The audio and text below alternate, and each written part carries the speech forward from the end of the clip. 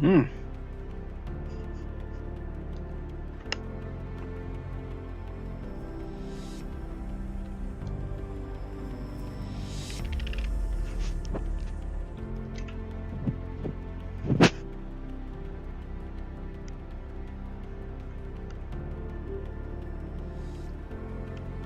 All right. Let's make sure we don't have the robotic voice and we'll get going.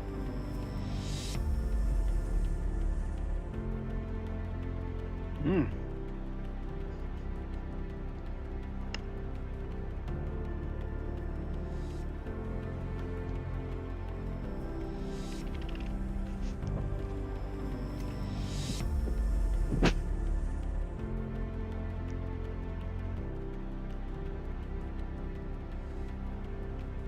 All right. Let's make sure we don't have the robotic voice and we'll get going. All right. So you probably heard a little bit of the overlapping echo. I am going to address this situation with the robotic mic here pretty soon. Um, Under advice, I'm going to look into getting a microphone boom arm.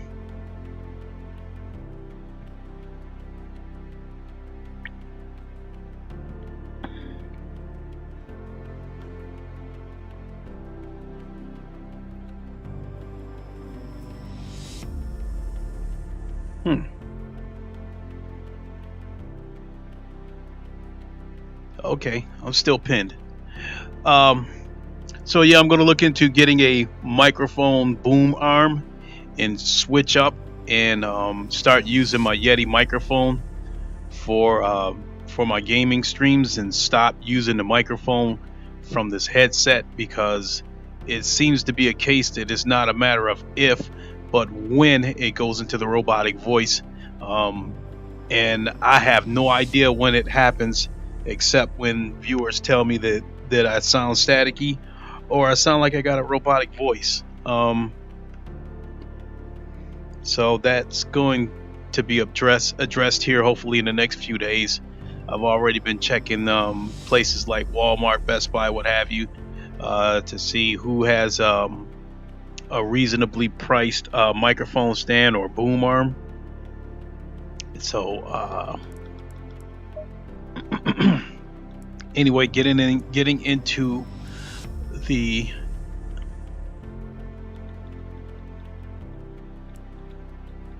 oh,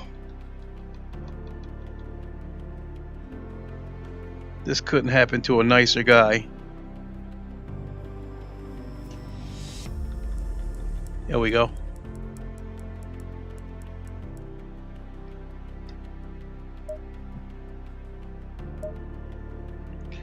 All right, getting into my official intro. What is good, everybody? It is the Godfather of VR, the Ageless one of the man, Lincoln Clay, coming at you with a live stream. And so today I want to talk to you about what the title says. This situation with the CSL DD that I've ordered, what happened to me, and a lot of people in particular. And let's see here. We're going to switch cars too.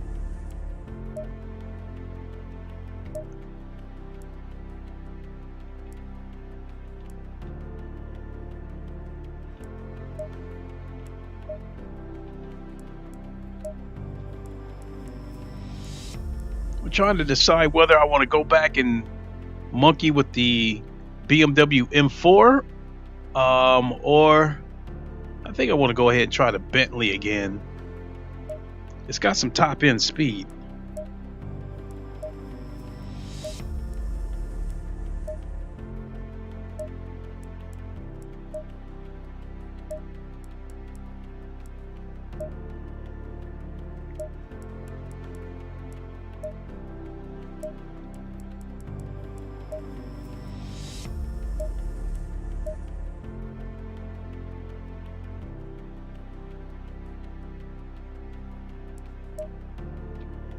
Bentley Continental.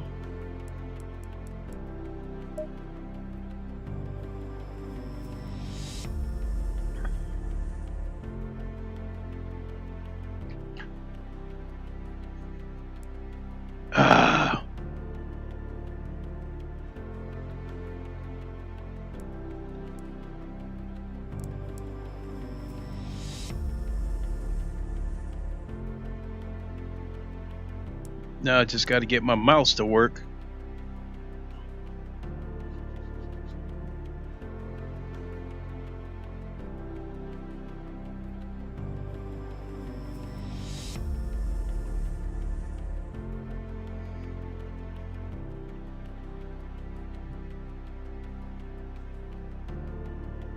Wrong controller.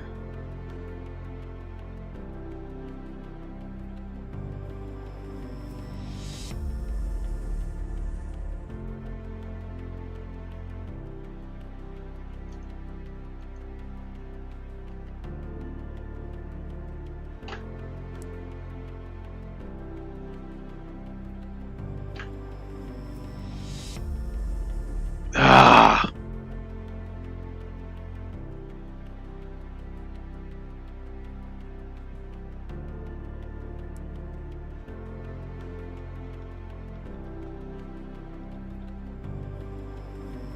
What in the hell?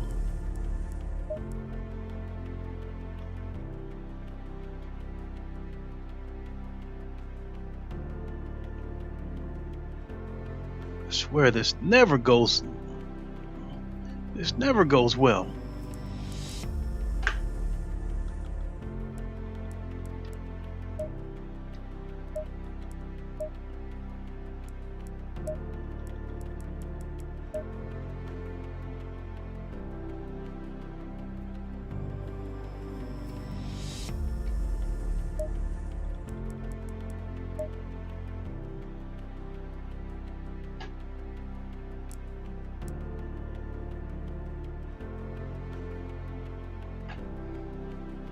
Folks, I am doing my best to try to confirm this car.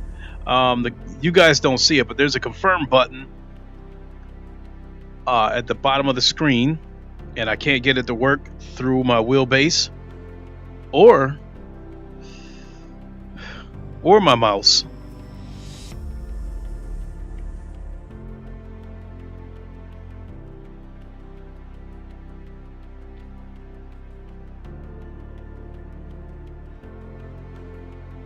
You know what? Let me unplug my mouse and plug it back up.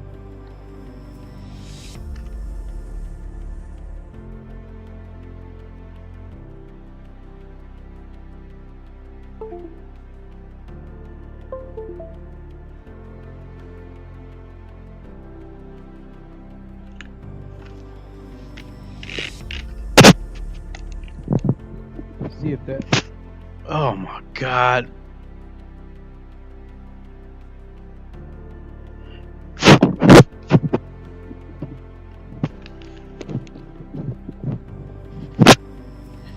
Now the headset blacked out. Oh my God.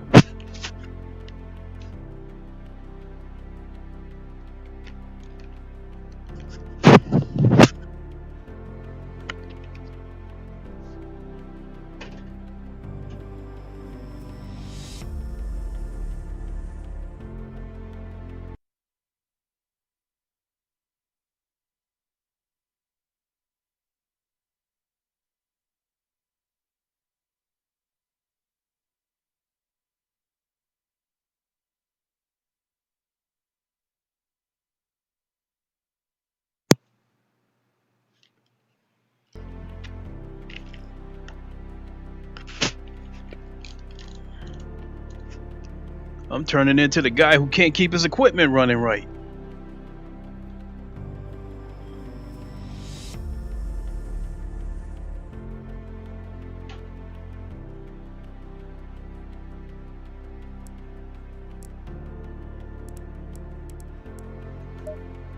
There we go, finally.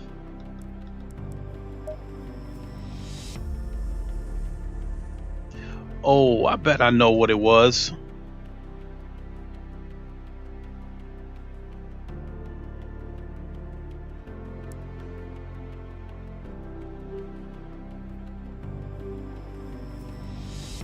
I bet you there's an issue with this live chat.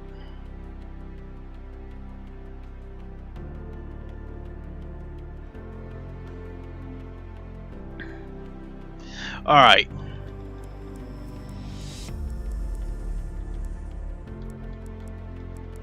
Where can we go? Naturally, there's Monza.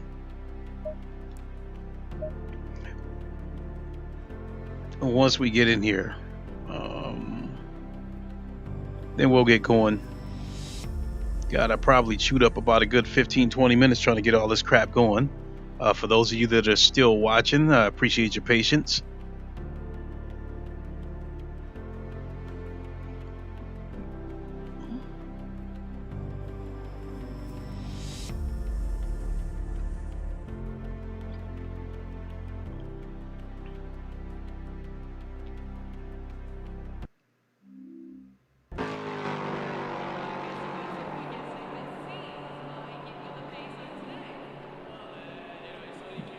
Put it over here.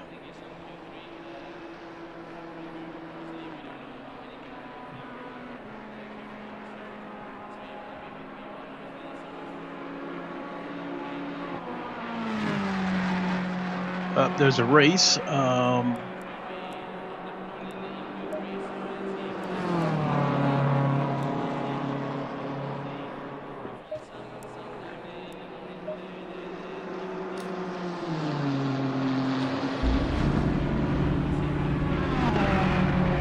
Get my new gloves on.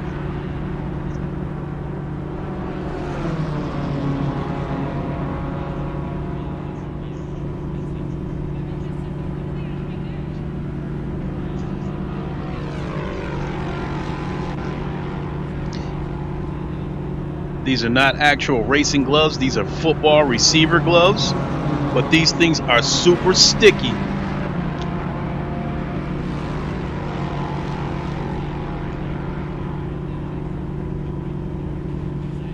Okay.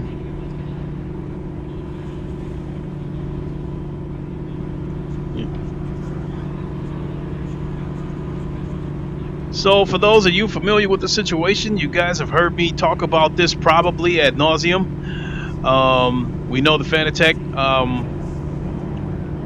are in the midst of a situation with the CSL DDs. They just recently announced the CSL DD Pro for the PlayStation, and they announced a bundle for that. I could tie that into what I have to say, but but for right now, we'll put that to the side.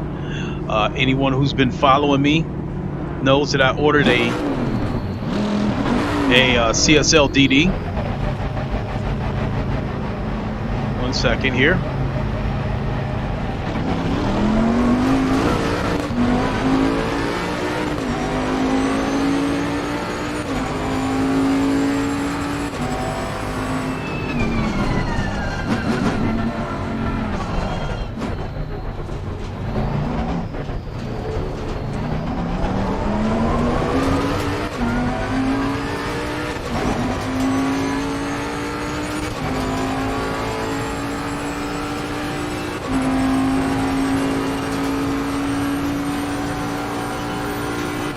Do a lap or so, and then we'll pick this conversation up.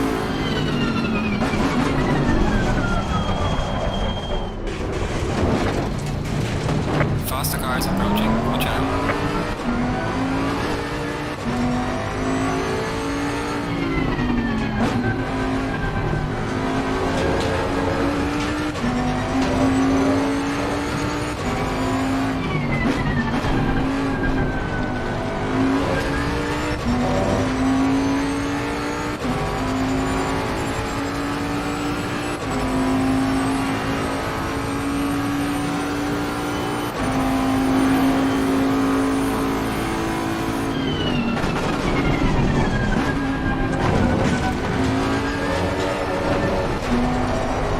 Oh shit.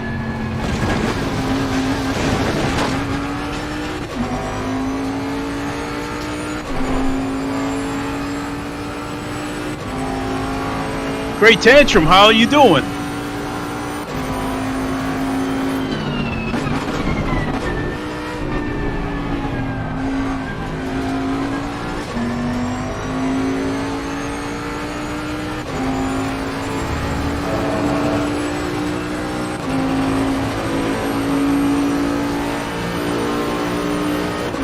I want to do one full lap, and then I'm going to pull over and talk about this situation. Yellow flag in sector 3.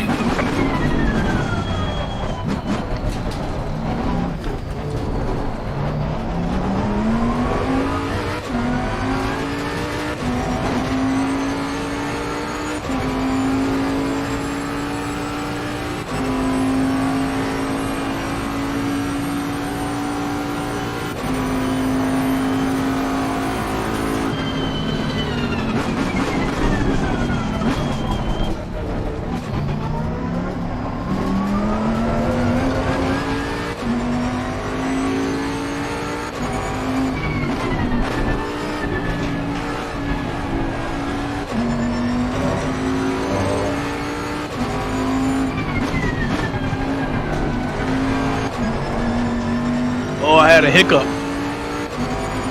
Doing good, just checking in. Appreciate it.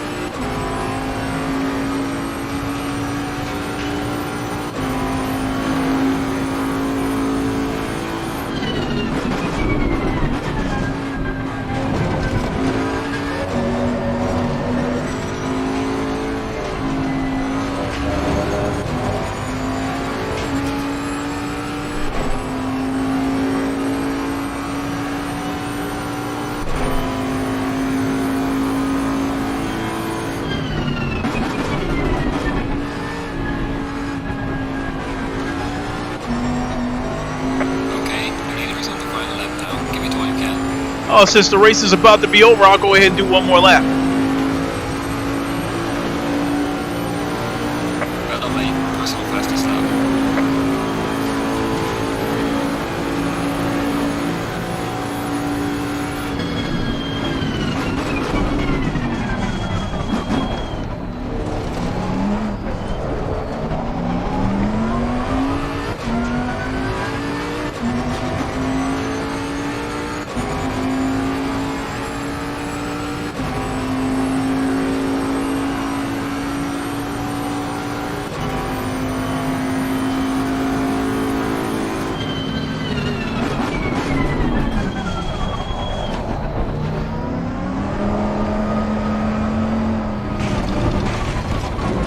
Damn it. Faster car coming up behind. Watch out.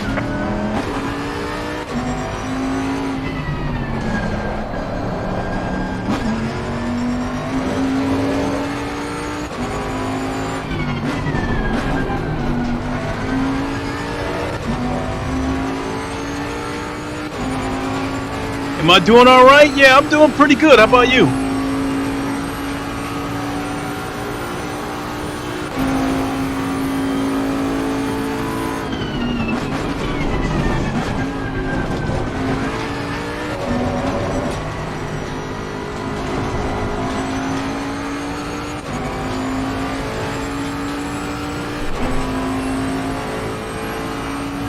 So once I cross this finish line, I'll pull over.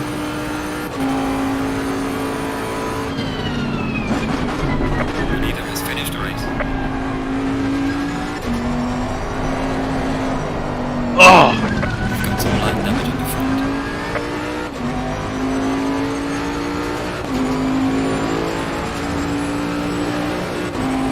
Alright, the race is over. Good job, mate. You did your best to bring it back to the pits.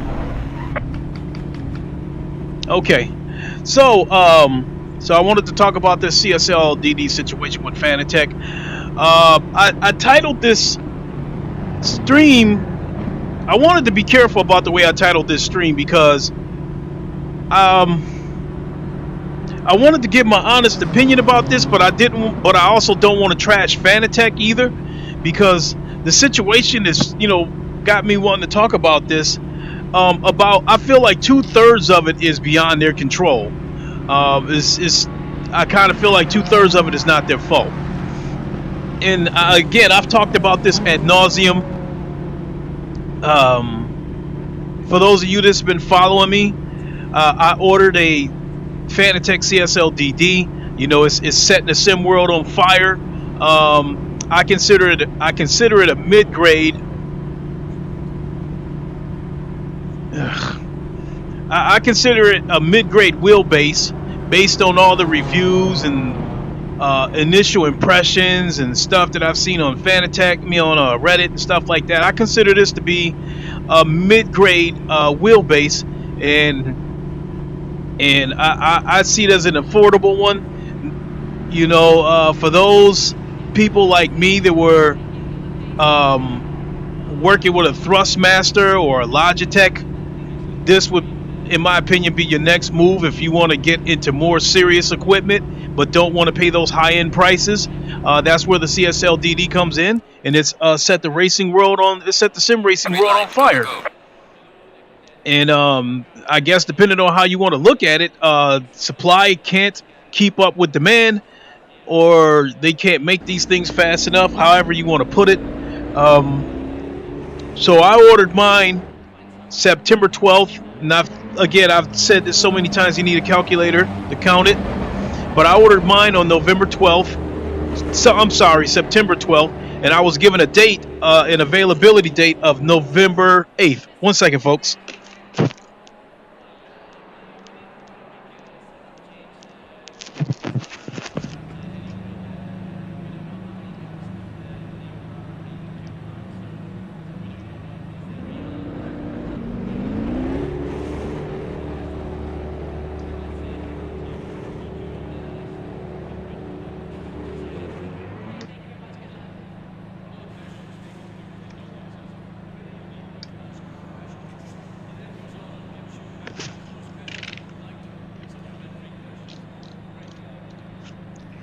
Okay, let me take these gloves off for a second.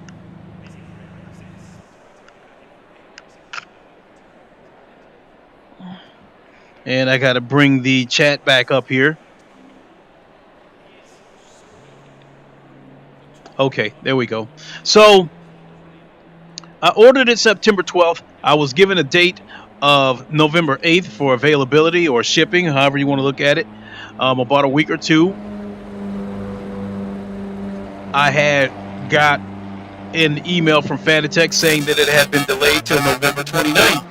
And that, I guess that at that time it bothered me a little bit, but it didn't bother me that much, because when I was given that original date of November 8th, I knew I did not want to wait that long. So I went on eBay, bought this wheelbase to hold me over until my DD arrives. And so fast forward to here we are, November 28th. My CSL DD was supposed to become available tomorrow on the 29th, but Fanatec was so gracious to send me and a lot of other people an email on Thanksgiving morning letting us know that our CSL DD orders have been delayed until January 3rd.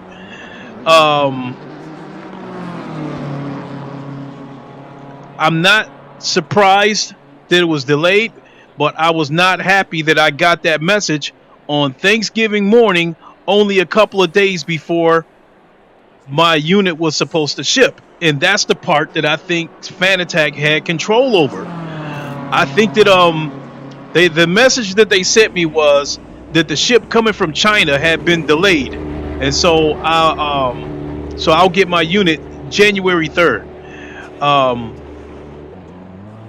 I find it hard to believe that a ship is going to be delayed from coming into the country for 2 months. I looked it up so I could try to put things to, so I could kind of chain things together. And once a ship leaves China, it takes about 2 weeks for that ship to reach America. And so if Fanatec would have said that your DD has been delayed by a week or 2 weeks, I guess I would have been okay with that. But it's been delayed until the next available pre-order date. So I've said this again. I think the part that was in their control was, I believe that they overpromised.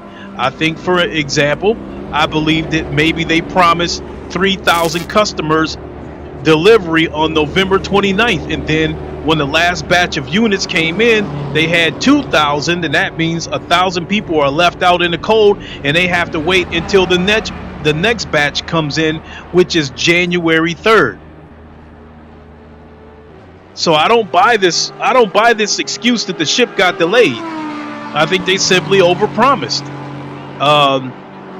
Because I do know that they just got a bunch of units in not too long ago, and they were sorting through a lot of orders. And I think once they got sorted through all those orders, there was a lot of people that were going to be without a unit, and they had to send them a letter that, we'll catch you on the next one. But they blamed it on a ship being delayed, so that would take them off the hook. So that part, I think Fanatec was in control of that one. I think Fanatec was not being transparent. That's my honest opinion. I'm not trying to trash them, because once I got that email that my unit had been delayed, I was a little bit upset, but at the same time, I hate those damn shortage craps. Yeah. So I said I believe 2/3 of this is beyond their control. So I think the situation with the semiconductor shortage, I think that's out of Fanatec's hands. And I think the shipping crisis that I think our government deliberately created is out of Fanatec's hands. I think the part that Fanatec can control is being transparent about how many people will get a unit, and I just simply think I don't think they were transparent. DJ, what's good? I think they simply overpromised. So, in any case, initially I was upset, but at the same time, I saw this as an opportunity, because you guys heard me say ad nauseum how much money I've spent on all this sim racing equipment. So I won't go through the entire list again. We'll just stick for what I paid for the wheelbases. The CSL DD that I have on order is $521 once you factor in taxes plus shipping. This wheelbase right here, I bought it off of eBay for $360. When you add in shipping plus a couple of other fees, this wheelbase ended up costing me $420. I don't think it's worth $420, but because of the situations with the CSL DD, with them not being able to supply them to people for months and months and months, because after I checked the latest date on the CSL DDs with the booster kits have an availability date of January 3rd. The CSL DDs with the 5 Newton meter pack standard, that is all the way out till June 17th of 2022. So coming back to how much I spent on both of those wheelbases, I spent over $400 on this one, and I spent over $500 on the CSL DD order. That's over $900 that I spent, and I'm sitting here thinking, for like an additional $200 or $300, you could have bought a Podium DD1, which is 20 Newton meters of torque versus the 8 that I would have been getting from the CSL DD. So hindsight is 2020. When I bought the CSL DD, I bought it with the intentions of still using a lawn chair and still using a coffee table. So I bought the table clamp with it. Long story short, once I bought this rig,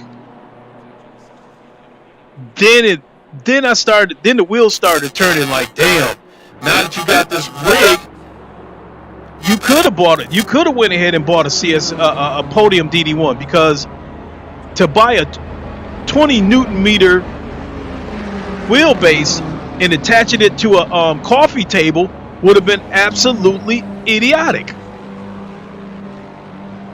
So again, when I bought the CSL DD, and even this wheelbase, I did not buy it with the intentions of having a rig. I did not originally plan on buying a rig, but once I got the rig, then I was like, damn, now that I got a rig that can handle the Podium DD, now I'm thinking to myself, I kind of wish I would have bought it in the first place. So this latest email that I got from Fanatec, even though I feel like I was a little bit upset and I feel like it was the last straw, I also saw it as an opportunity. I was like, okay, now's your opportunity to go ahead and buy that Podium DD1. So I went ahead and ordered it. $1,200 for that Podium DD. So now, if you include the Podium DD1, this rig, this wheelbase, the CSL DD, the wheels, the pedals, all that shit, I think I got close to $3,500 invested in all this shit. That is crazy. But as far as the Podium DD1, I will recover some of that money because once I get my Podium DD, I'm going to cancel the CSL DD order and get my money back from that. Once I know that I'm not going to have any problems from the Podium DD1, then I'm probably going to sell this, and I think I can get at least 300 of it off of eBay. Because the CSL DD Pro that was just announced for the PlayStation threw a kink in everything. So now that's scheduled to be available March 22nd, 2022. Unless you want to pay an extra $150, then they can get it to you before Christmas, which pissed a lot of people off. That we get a letter that our wheelbases have been pushed back till January 3rd. But if you order the DD Pro for the PlayStation and willing to spend $150, they'll get it to you before Christmas. So a lot of people felt like that was a little bit of bullshit, what have you. Anyway, so coming back to here, I said, what's up, DJ? Tantrum, you said Fanatec is strapped. And you said, I'm happy with my G29 I got. No fuss, and it gets me in sim racing on the cheap. Understandable. You have the rig, rim, and pedals already. So yeah, but exactly, Tantrum. But when I first bought all that stuff, I didn't have the rig, and I didn't have any intentions of buying a rig. I was happy using a coffee table. So, but then once I got the CSL DD with the booster pack, I've seen too many videos and too many people telling me you're gonna need a rig. That table, it's going to move that table around. So the DD1 is compatible with PS4, PS5 also, not the one I'm getting. In fact, there is no DD1 that's compatible with the PS4 or the PS5. The DD1 is actually the DD2. They have the Formula One DD2 bundle. That is the Podium DD2, which is 25 Newton meters of torque, and it comes with the Formula Racing wheel for $1,800. The DD1 is not compatible with the PlayStation. It is compatible with PC and Xbox.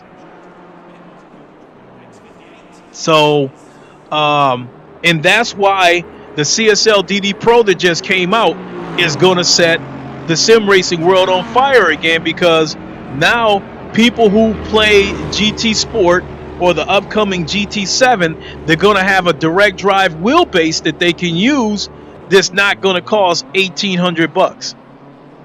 So before the DD Pro came out, your only option to get a direct drive wheelbase for the PlayStation was to spend $1,800 for that DD2 bundle. So, but now this gives them an affordable option. And I guess Fanatec at some point is going to sell the DD Pro by itself for $350. So that's going to make it even more affordable. That's going to make it even higher in demand. So we've got a minute and 42 left. Guess I'll go ahead and do my setup.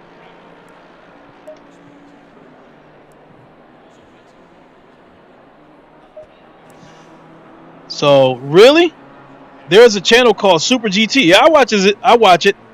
Who uses a DD1 and plays Gran Turismo on it. He might also be using the Drive Hub. He might also be using the Drive Hub adapter. But I've seen it. But I've seen a Podium wheelbase, but I don't know if it's a DD1 or a DD2.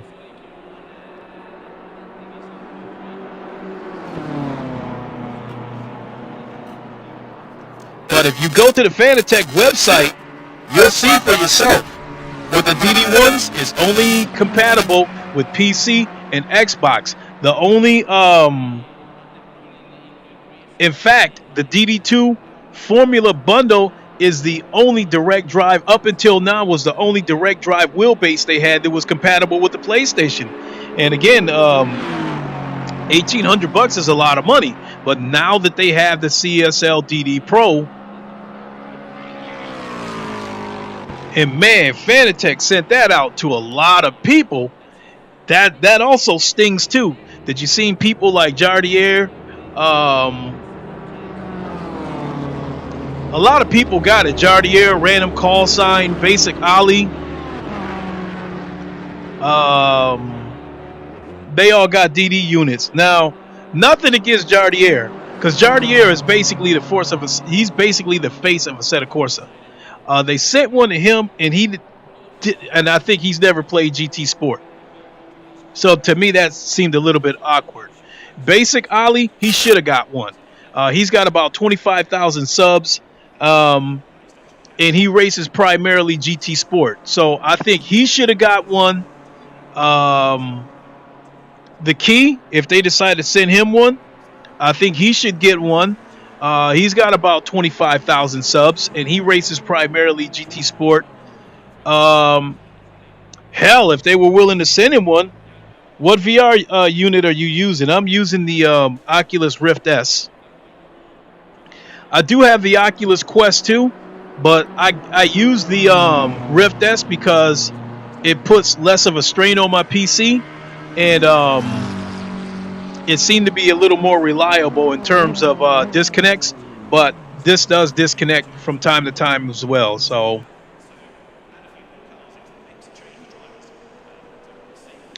but there is definitely nothing like racing in VR.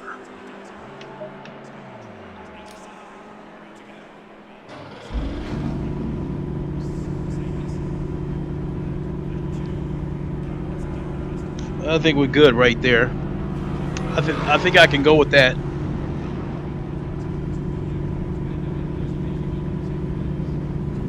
So I think I'll do a race with this Bentley, and then I think I'll come back and try the M4 again, because I was using the Aston Martin a couple of days ago, and I thought for a minute I was going to switch to that car because I really liked it. And then I came back to my Porsche and was like, no way. My Porsche is still my baby. What is he doing?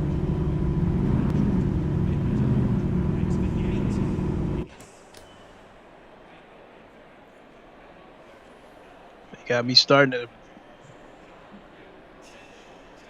Look how far back I am.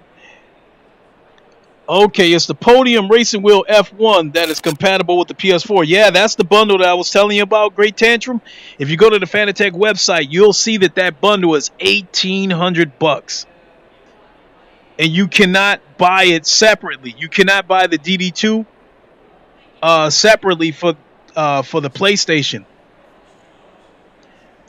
They make two kinds of DD2s. The standard DD2, which is compatible with Xbox and PC, and that Formula One bundle, which is compatible with PC and PlayStation. And that bundle is the only way you can get a 30 seconds. It's the only way you can, up until now, it was the only way you could get a PlayStation compatible direct drive wheelbase. But now that the DD Pro is out there, you have an affordable direct drive wheelbase.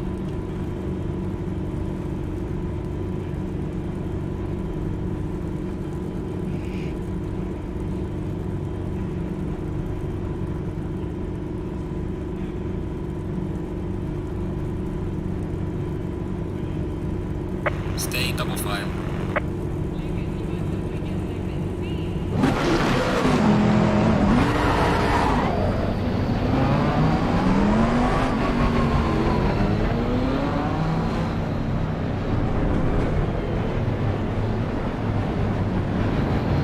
There's a guy out there that's he's out of his target area.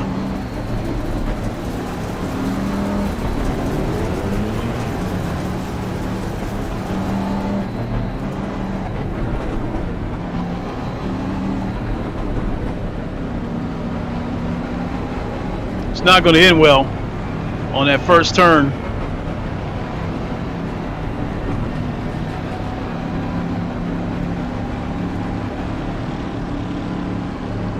green light. Go, go, go.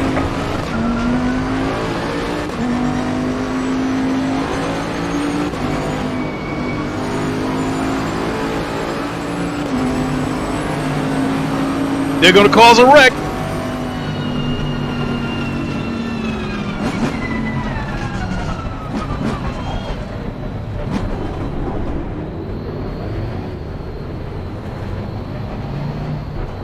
Slow car ahead. We have some light damage at the rear of the car. What an idiot!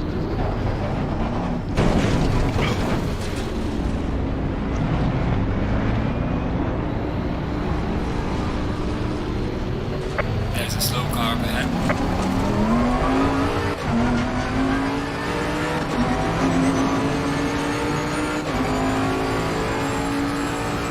Yellow flag, be careful there.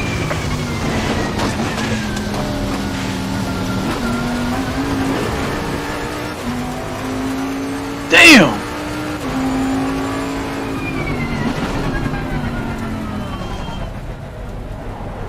What is up with these idiots sitting in the middle of the road? What the fuck is going on with this? Excuse my language, folks.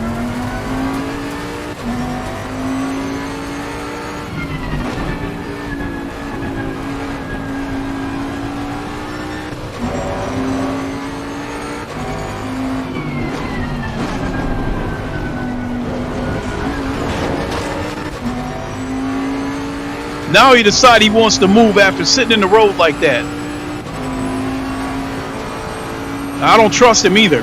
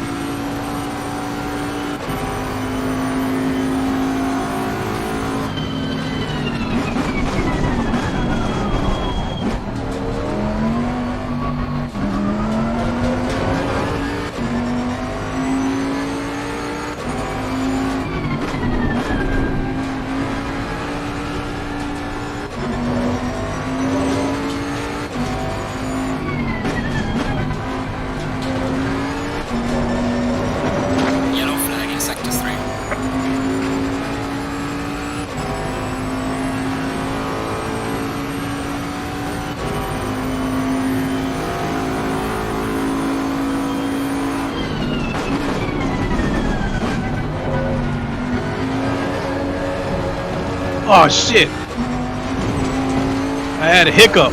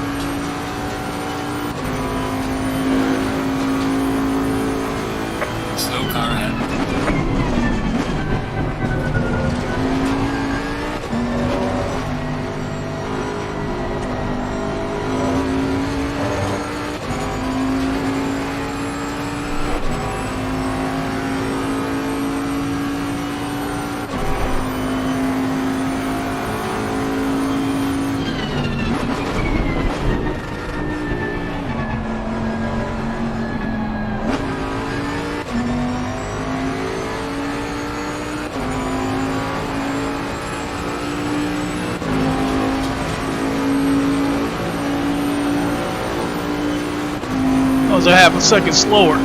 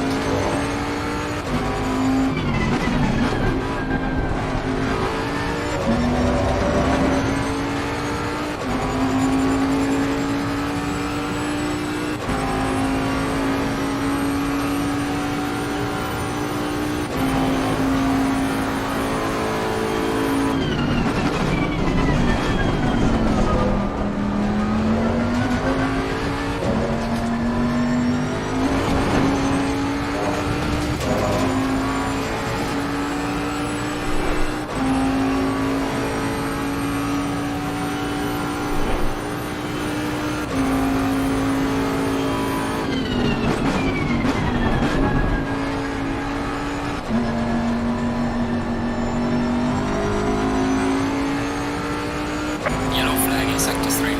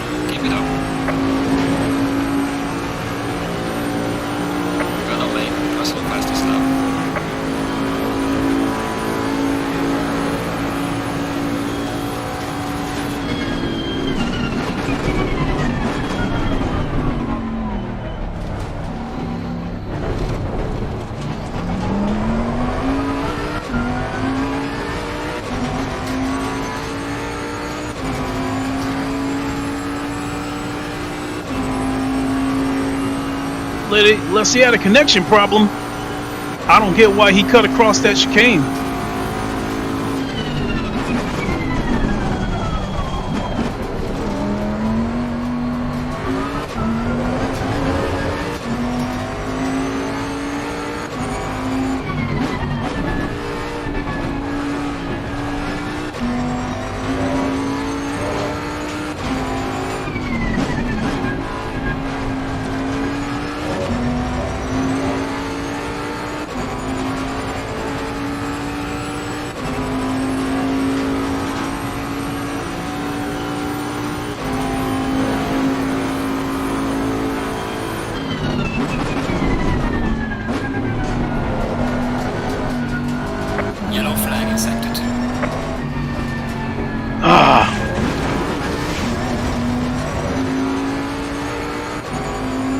was losing the back end. I had to let him go.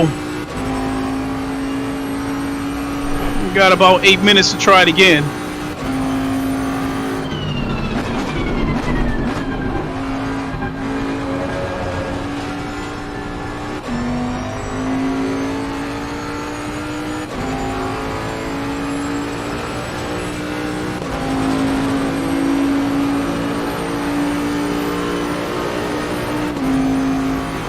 Do you know when you get your podium base? Hopefully I'll get the confirmation email tomorrow.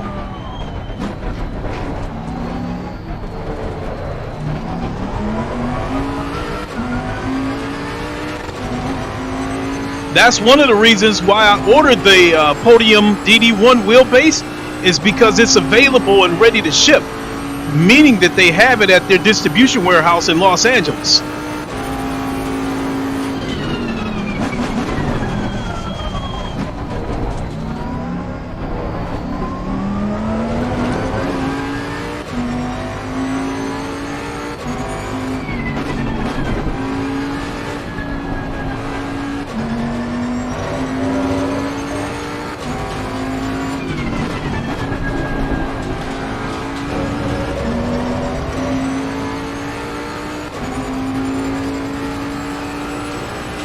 So yeah, I ordered it Friday morning, and because it's the holiday weekend,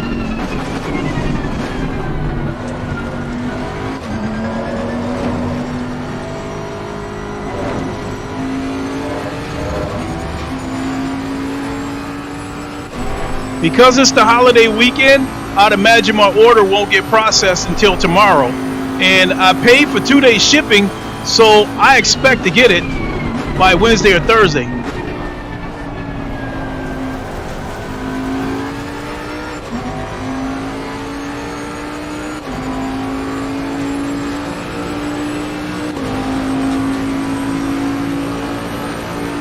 Losing time.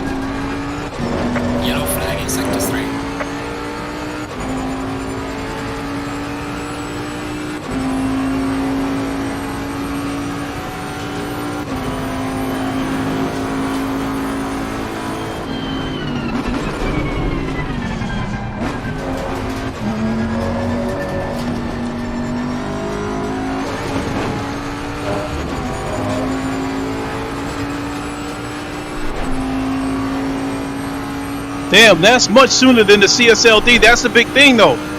When I went to the website, it said available, ready to ship.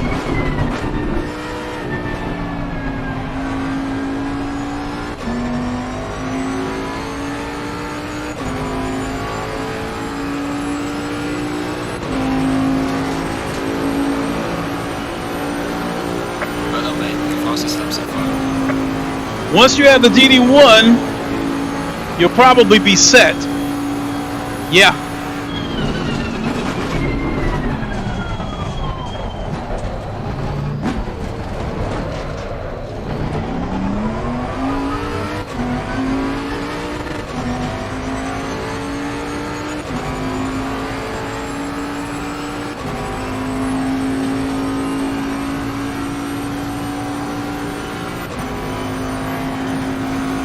Unless I get the DD Pro, no, that ain't happening.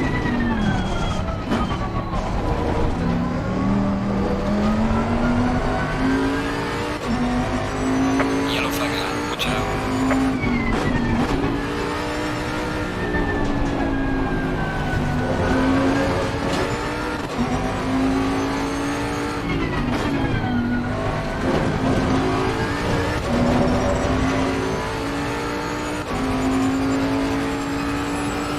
No, I don't see any reason to get the DD Pro. I mean the DD2. Oh, you said a DD Pro? No, I don't. You know what? We're gonna talk about that, cause I kind of don't. There's a part of me that's saying that I'm probably not gonna get the DD Pro. And that's not. It's not so much to do with the wheelbase. It's more about the game.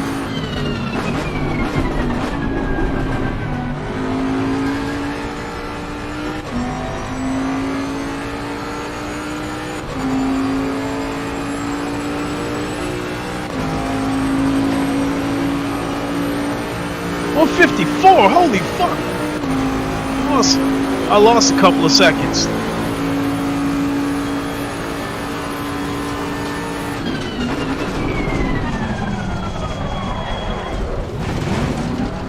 Locked up the wheels.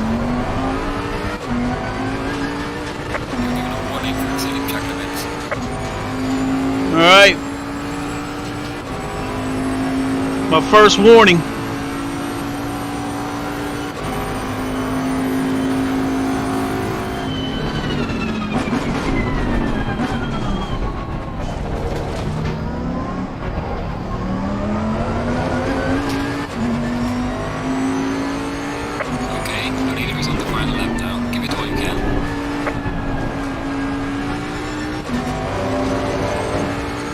If you guys got a few minutes to hang around, I'll explain to you why I don't see myself getting the DD Pro.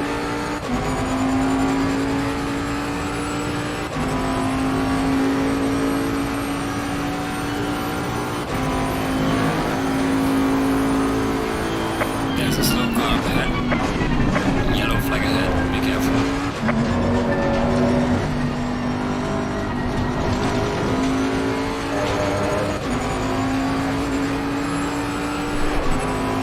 Because I do have several options.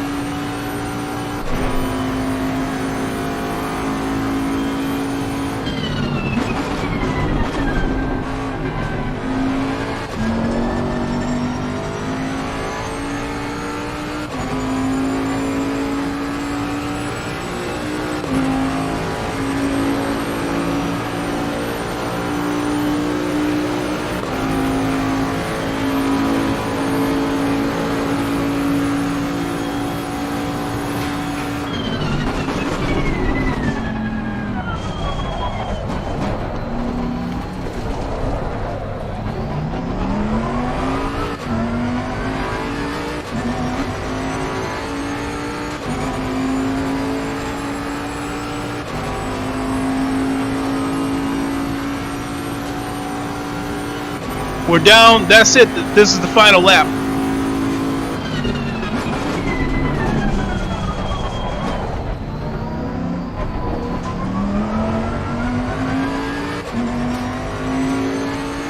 Leader has finished the race.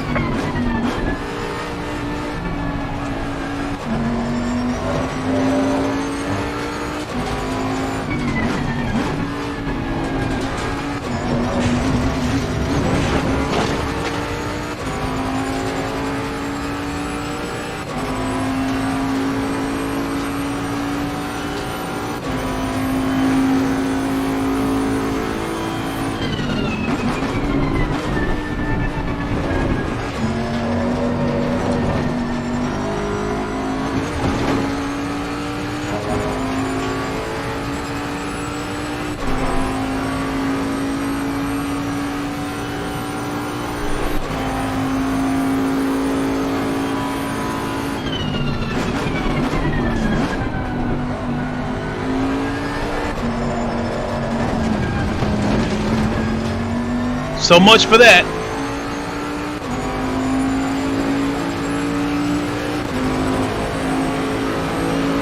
Alright, check it flag. Good job. You did the best you could. I'll bring the car back. Okay. So you said the DD Pro for PS5 and GT7. No, I don't see myself getting the DD Pro. One is because even though GT7 is pretty much the biggest reason why I got a PS5, along with the upcoming PSVR 2. PSVR 2 and GT7, the ability to play that in VR, and this time I suspect that they will have online multiplayer in VR for GT7. There's no reason for them not to have it unless they want to try to include the PS4 user base in with the PS5. Then we'll be stuck with the same bullshit that we had, currently. In any case, I do not take GT Sport seriously as a hardcore sim racer. It's basically been labeled as a simcade. It's basically a combination of a sim racer as well as an arcade racer. I'm going to back out of this so I can go get that BMW.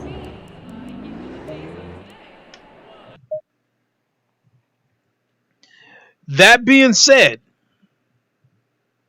I just don't see myself spending the $1,200 that I spent to get this DD1 and then turn around and spend like another $850 to get this the DD Pro, because as of right now it only comes in a bundle, and the only thing I would need out of that is the wheelbase. I don't need the wheel. I don't have an interest in that wheel because it looks like a cheap Thrustmaster wheel.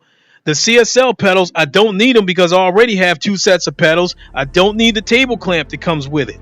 So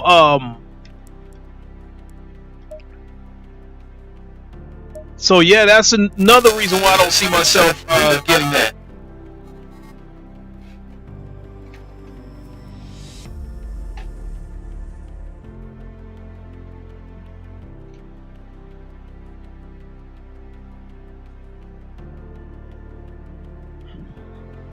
Let me come a little bit closer.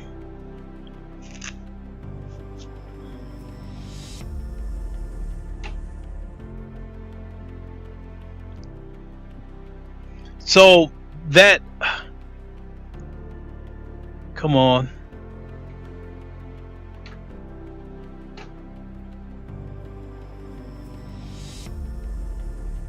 I think I might need a mouse pad or something. It's not picking it up.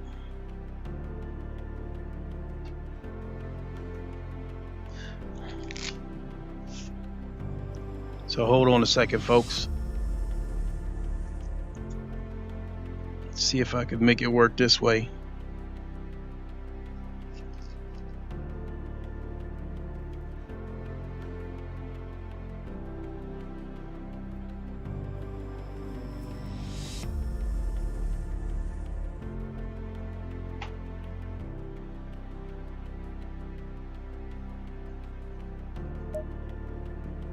There we go. We made it work. So let's head back into that match.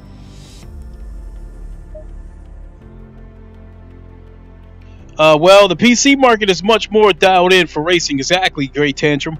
Sony's only big name is Gran Turismo. All other racers can be had better on PC. Yeah.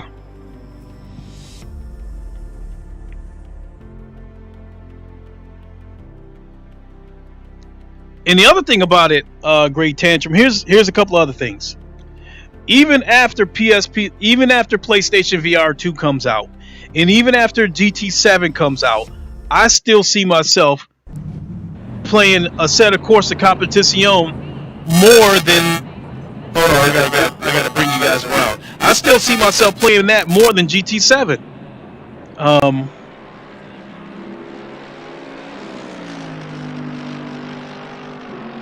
Bring that a little bit closer,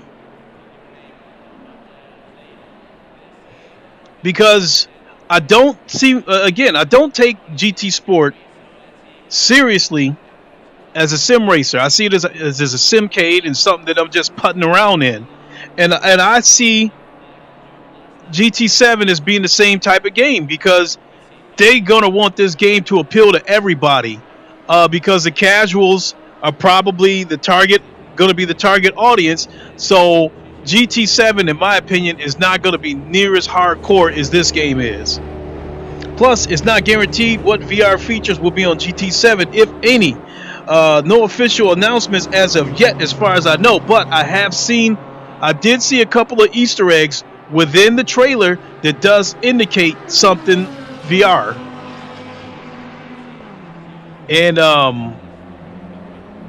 Polyphony Digital has already stated that VR was one of the things that they really wanted to focus on GT7. So we know that it's going to get VR support in that aspect. As of now, everybody hoping for VR on GT7. I think it's pretty much a done deal, because Polyphony Digital has already been quoted as saying that VR was one of the things that they really wanted to focus on GT7, because the VR on GT Sport, according to Polyphony Digital, the reason why they had to do it the way they did is because if they would have done like full-blown VR, they said it would have been a mess. So like some of the things that I had heard was like the PlayStation Pro is capable of running GT Sport online multiplayer in VR. I've even heard that they've had it running and working, but Sony mandated that everything be level across the board. The PS4, the standard PS4 can't do it, but the PS4 Pro can, from what I've been hearing. And that's why we got VR the way we got it, because they had to accommodate the PS4. So that's why we got that garbage 1 versus 1 against the AI. So with that being said, there ain't no reason on this earth that the PS5 shouldn't be able to run GT7 online multiplayer in VR. The only reason why it wouldn't do it is if Sony says you got to include the PS4 as well. If they do that, that would be a major fail. If they do that, all the people like me who was looking forward to playing this game in VR multiplayer, they'll quit. I mean, they'll leave.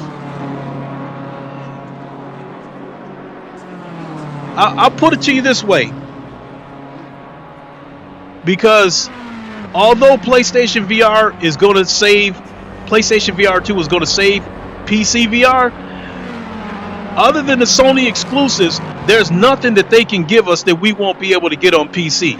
So, like right now, PC's the reason why I think PlayStation VR 2 is going to get Grand Theft Auto. When I think his name is Luke Ross, I find it hard to believe that Digital Polyphony will not allow at least 1v1 multiplayer. I think the reason why they didn't allow it is because the original PlayStation can't do it. I think the PS4 Pro can do it easy. I'm okay with the 1 versus 1 against the AI. The problem I had is that it's like you're racing against a kid in there, because the AI is so slow.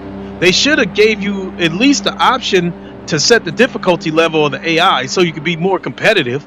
If they did that, I would have played it more.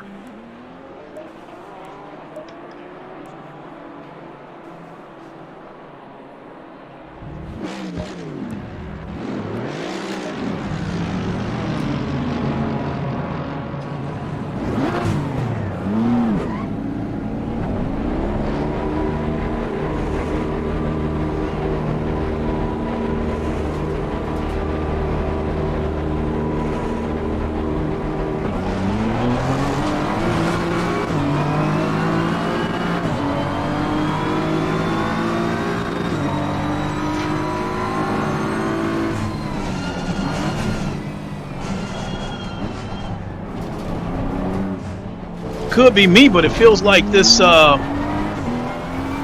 got a little bit better brakes than that Bentley had.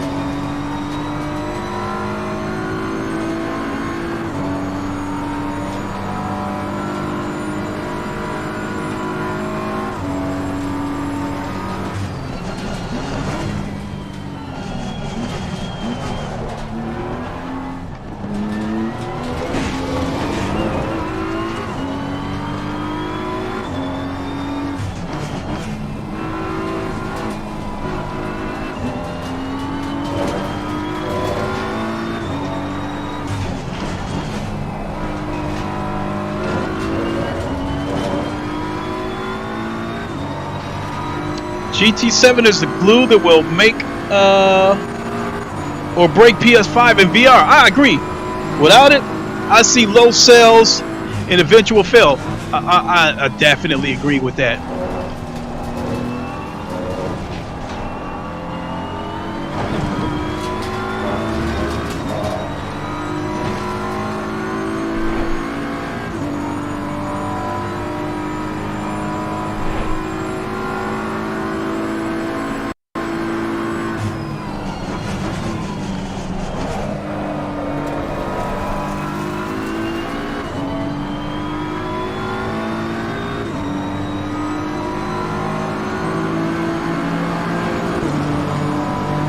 Yellow flag line, watch out in front. Yellow flag in sector 3.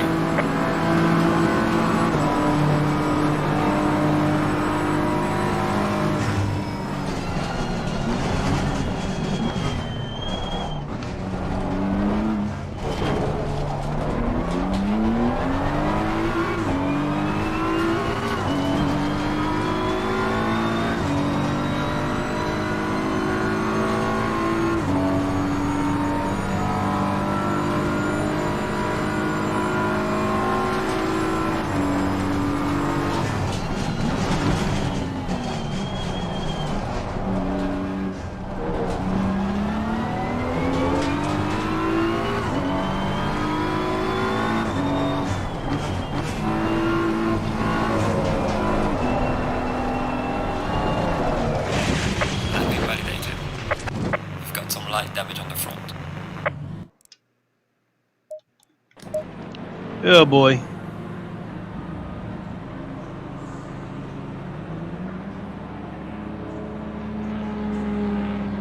I'll just leave it there. We got about 3.5 minutes to go before the race starts. Plus, I got to clean my glasses. But yeah, I totally agree. GT7 is a glue that will make or break PS5 and VR.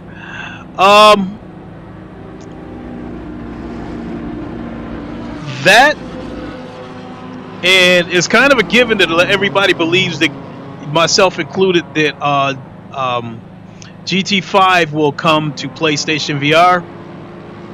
I will say that if Grand Theft Auto 5 comes to PlayStation VR 2, the one advantage that it will have over PC is that more than likely it will have online multiplayer, whereas as of right now on PC you can play Grand Theft Auto 5 in VR on PC, but it is a mod. If you try to go online and play online, the anti-cheat could pick it up and your Rockstar account will get banned. What other game would you be excited for on PS5?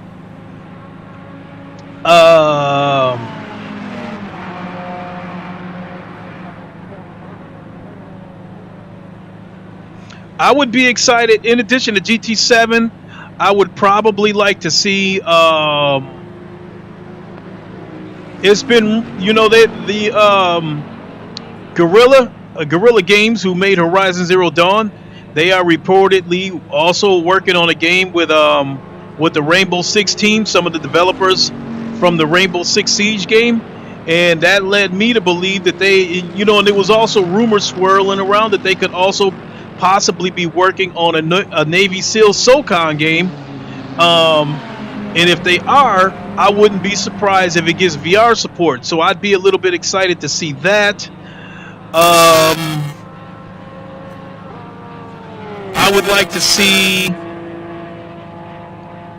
to see a follow-up to Blood and Truth. I'd like to see that. I'd like to see a sequel to Batman Arkham VR. I'd like to see a sequel to that, because even though the game was based on teleportation, it still had a good story, so I'd like to see the continuation of that.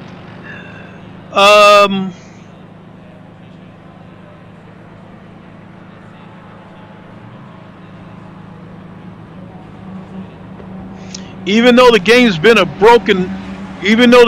broken mess on console, I read an article that one of the reasons why Cyberpunk 77 experienced this latest delay was because it was rumored that they were probably working on the VR support.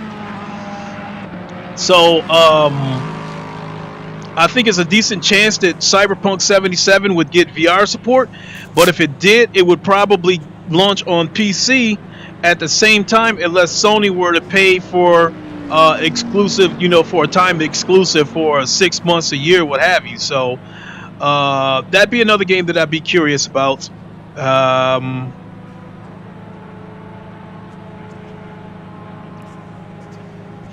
Other than that, any other games that I would like to see come to PlayStation VR 2 are games that we already have on PC, because I'd like to see the PS5 crowd experience some of the great games that we already have on PC. One game that I think is definitely going to come to the PS5 is Half-Life Alyx.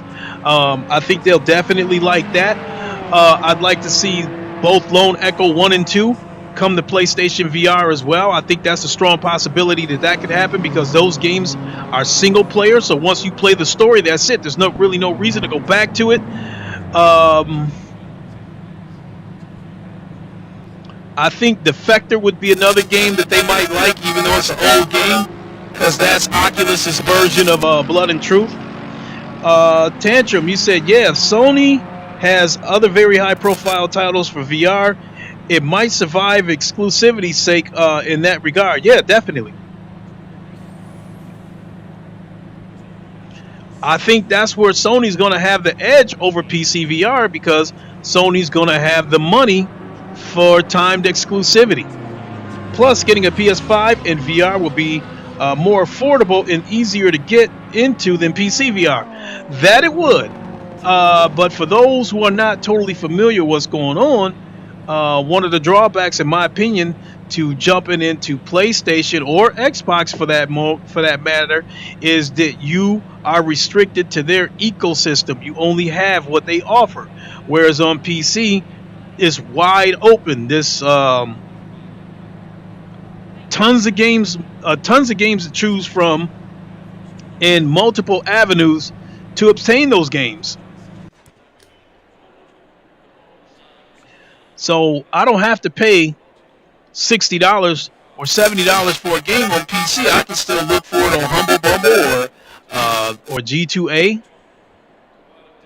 Whereas like the PS5 digital, I think that's great that console is $400, but by having the digital console, you are only restricted to what Sony offers you, and so you'll get a game that's on sale when Sony feels like making the game on sale. Whereas if you have the PS5 disc version, sure, you're still stuck in that PlayStation ecosystem, and you're only restricted to what's available on that platform. But by having a disc version of the console, you still have multiple avenues like Target, Best Buy, Walmart that they rotate as far as having games on sale.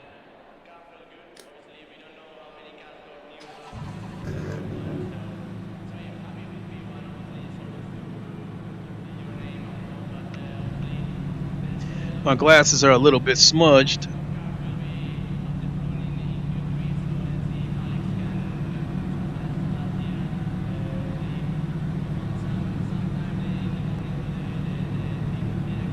Going double file.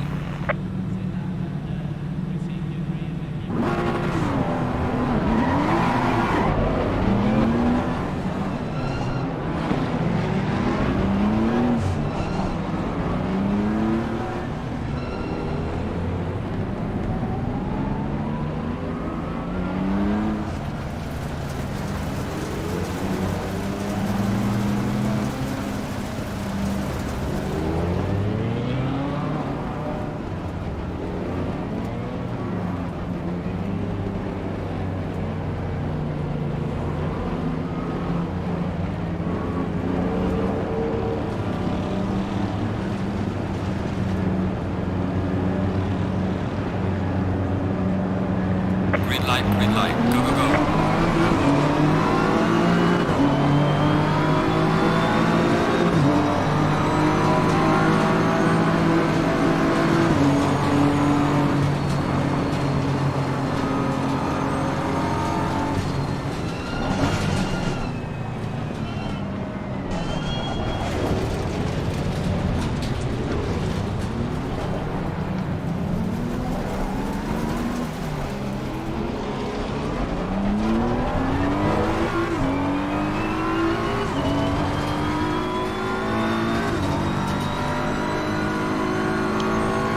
get a couple of those positions back because I expect somebody to get in a wreck.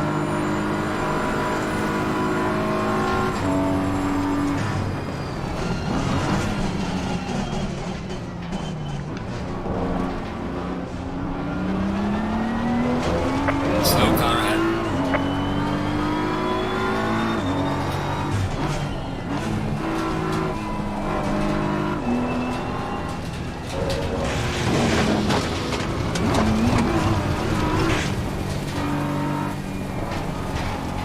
Yellow flag in sector 3.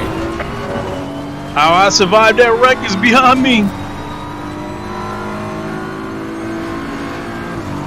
But it allowed me to jump up a couple of places. People are praising the new update to Automobile Lister 2. I have to check that out. There's a slow car up ahead.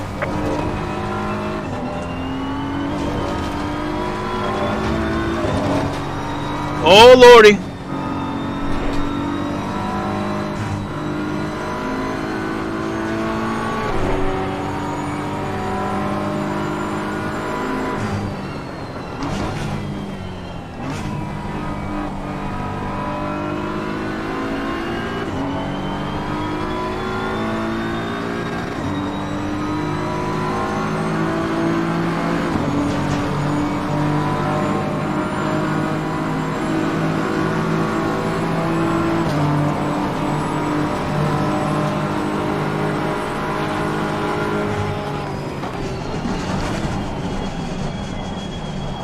Ah.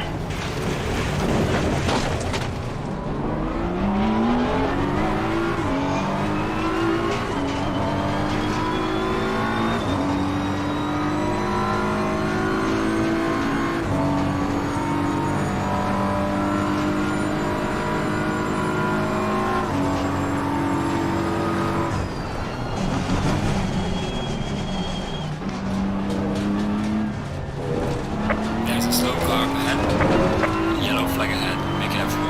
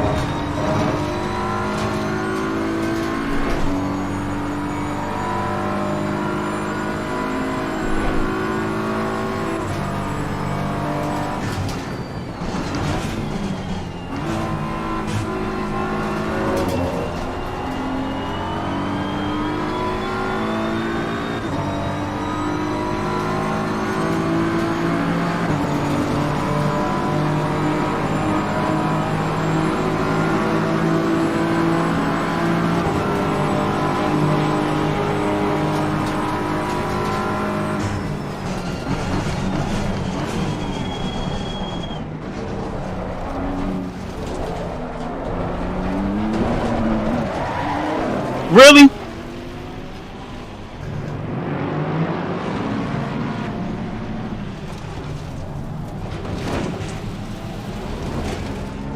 Yeah, dude took me out.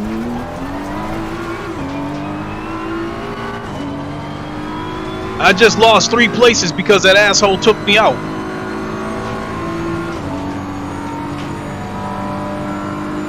This was the reason why I got away from Forza.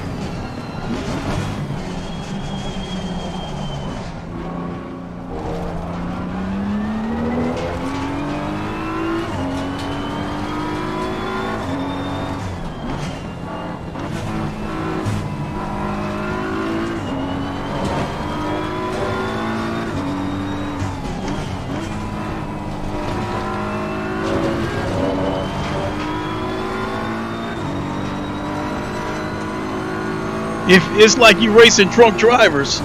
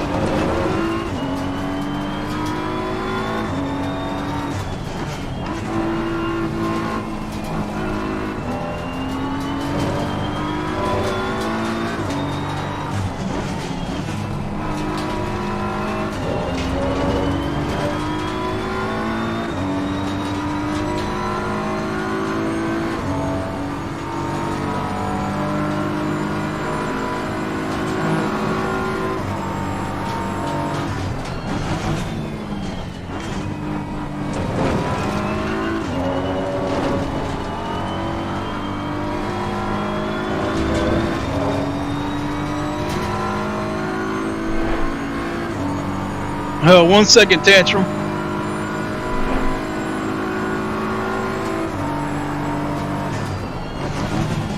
There's a slow car up ahead. Yellow flag, be careful. That's the asshole that took me out.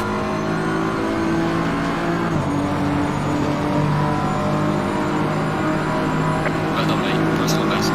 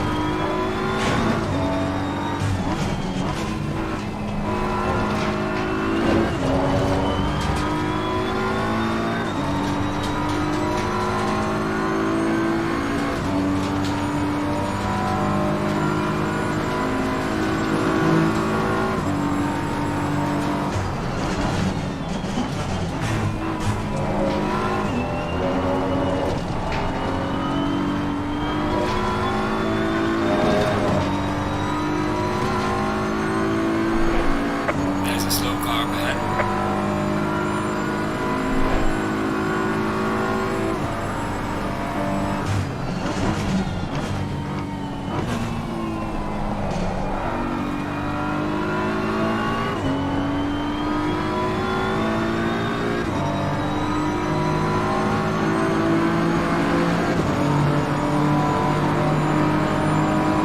You're at the halfway mark. Keep pushing.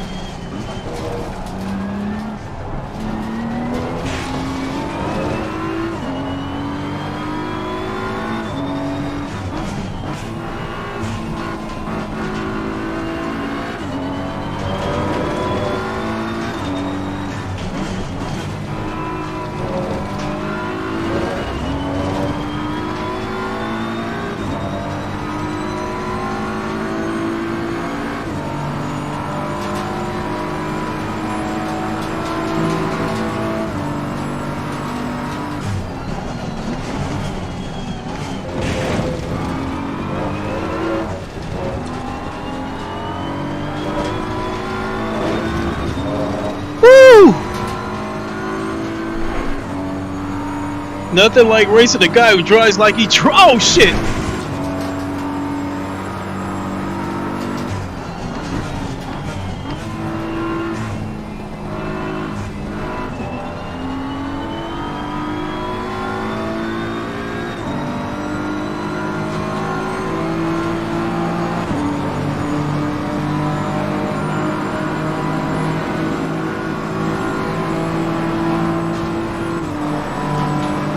Got 8 minutes to go.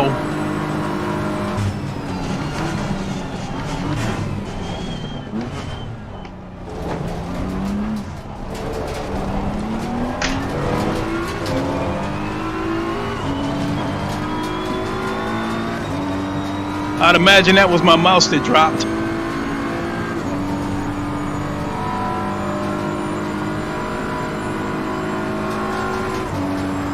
Slow car ahead. Yellow flag ahead. Watch out in front.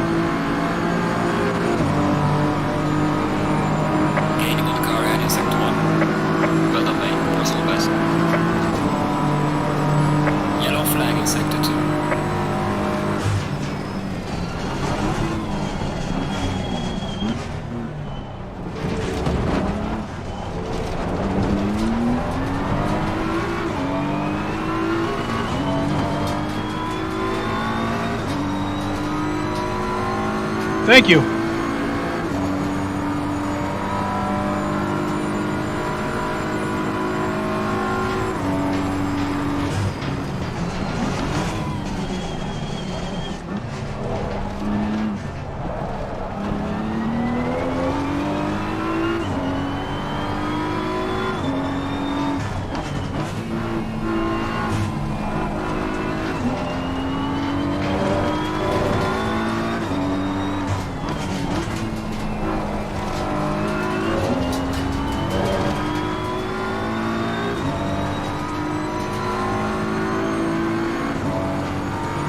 Got about 5 minutes left.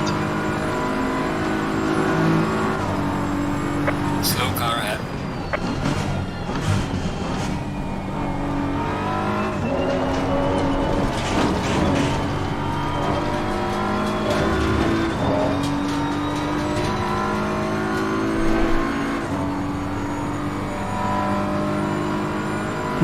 Something about the cough medicine.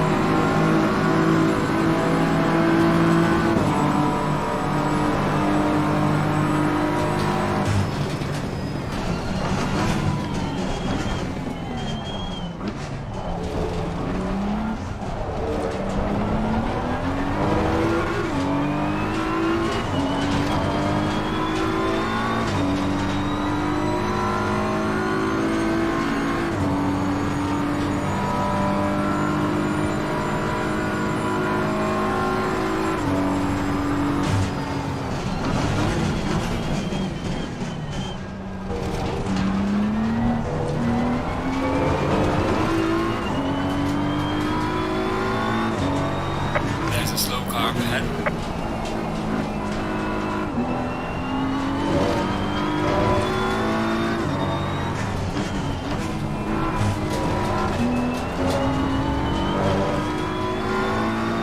All right, I'm out. See you around. All right, Tantrum, appreciate you popping in, especially this in the middle of the night like this. Thank you.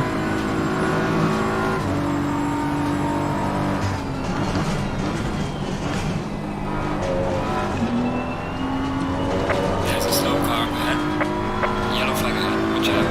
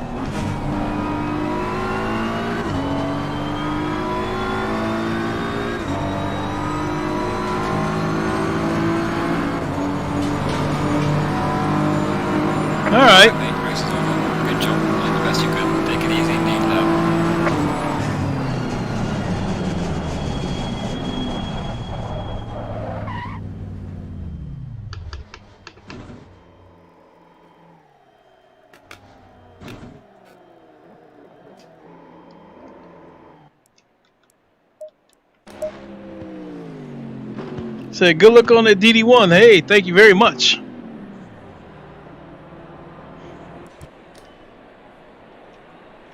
Green light. Go, go, go.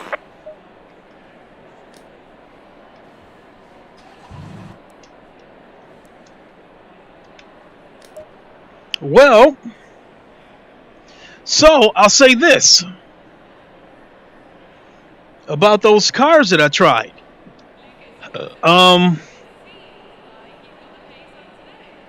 This is just in their default settings. You know, going with the aggressive preset. This BMW has better brakes than the Bentley, in my opinion. But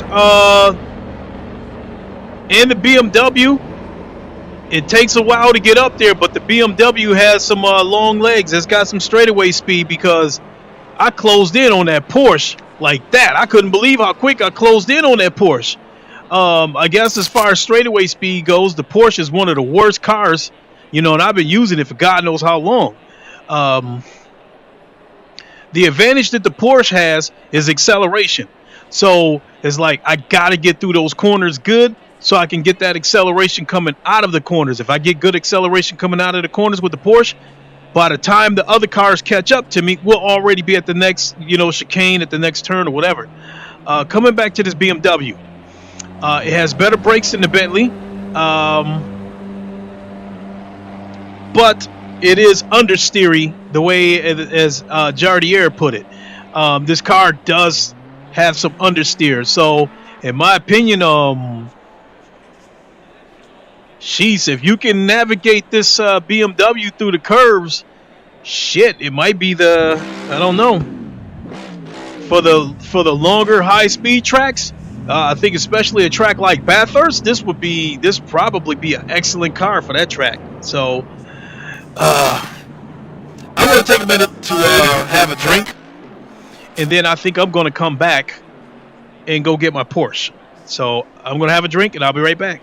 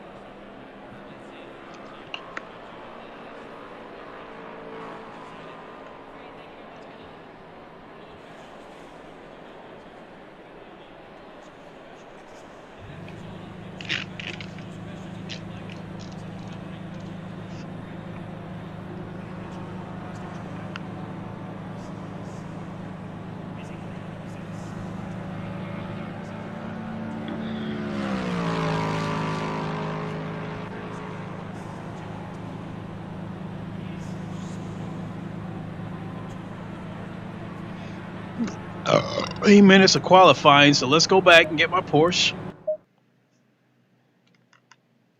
Let's go back and get my baby.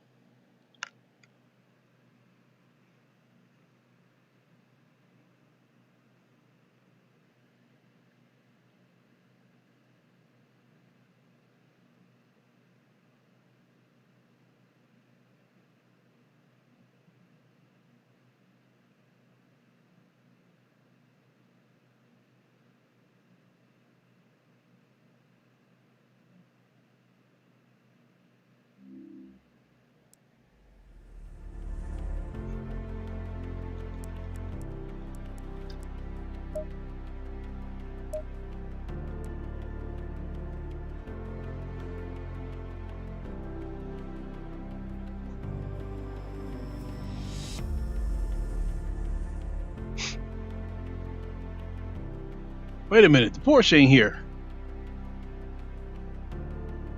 Oh, there it is. Duh.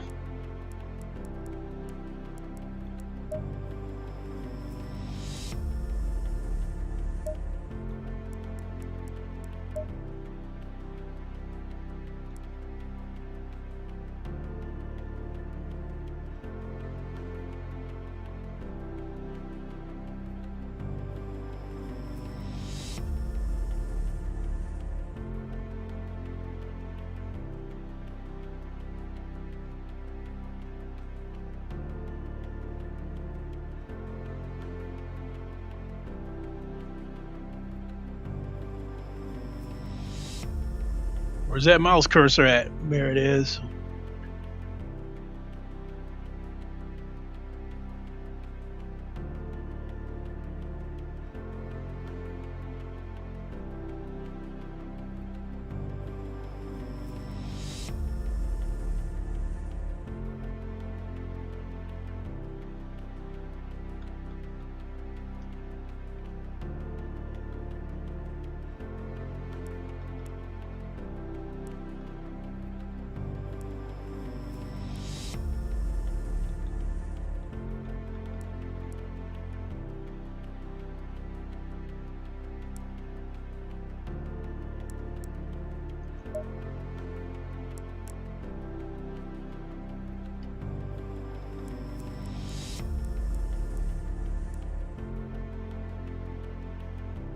Silverstone with only a rating of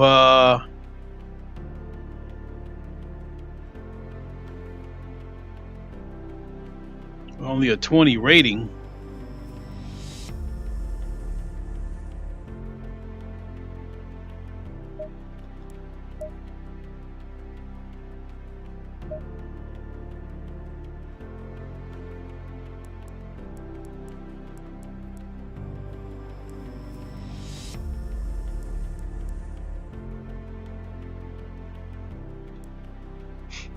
Oh, that ping is terrible. 257 milliseconds. Excuse me.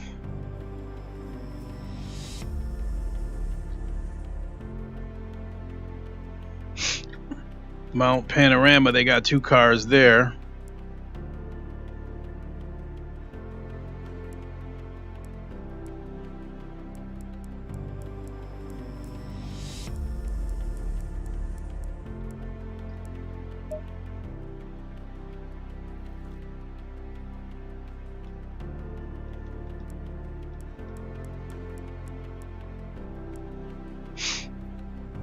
You got another Monza.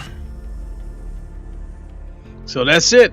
It's Monza. That's the only option.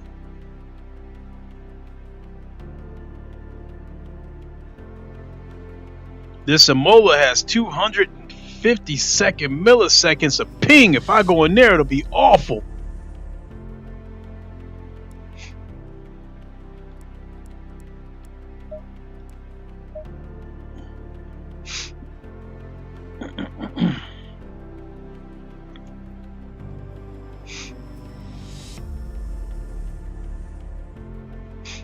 This is actually the Porsche that I set my fastest lap in on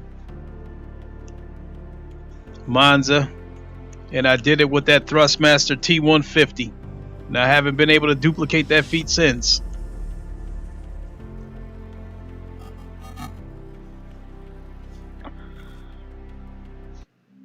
Green light.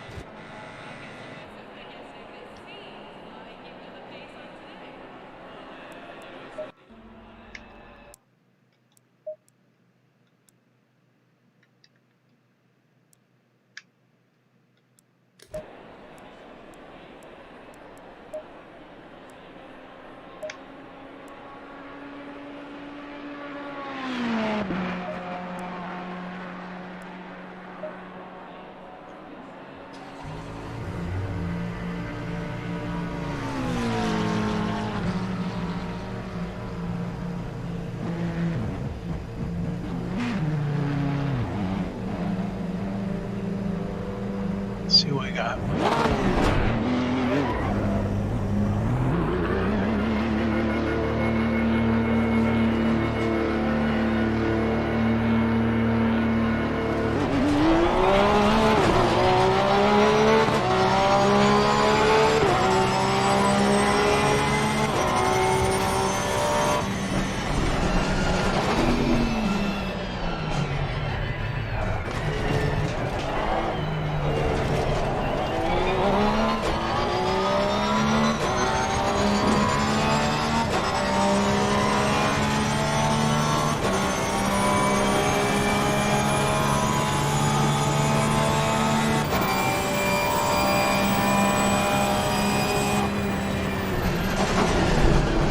Yellow flag ahead. Watch out in front.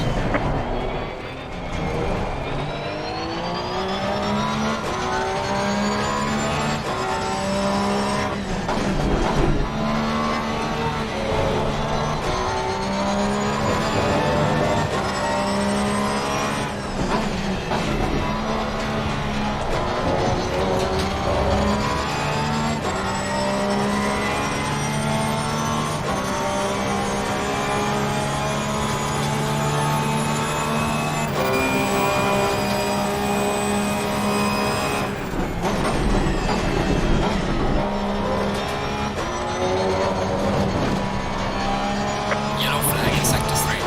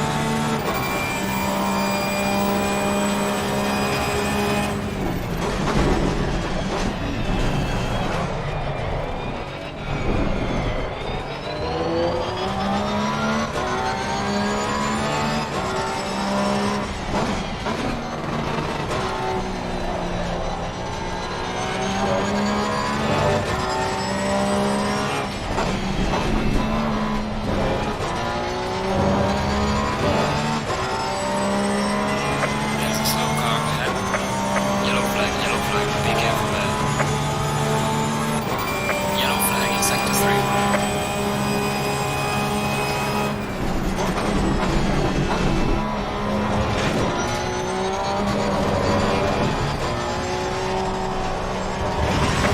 Landing validated.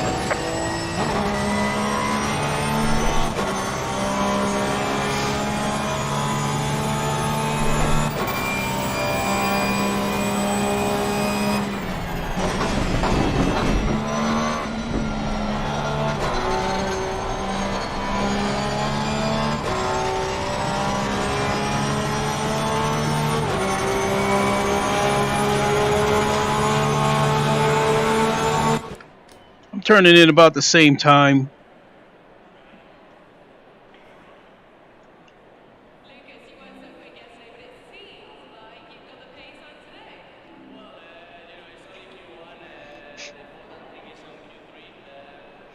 I don't know. Porsche might be coming back home to you, baby.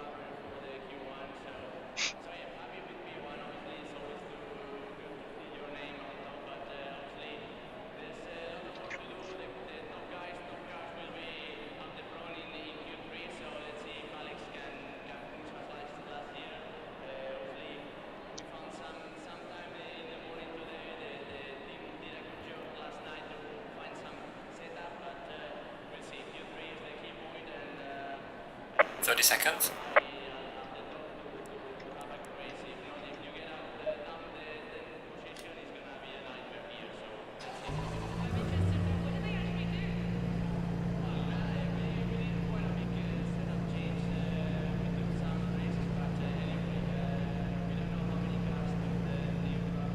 Probably be the last race of the night. After that, chill out and watch some YouTube videos.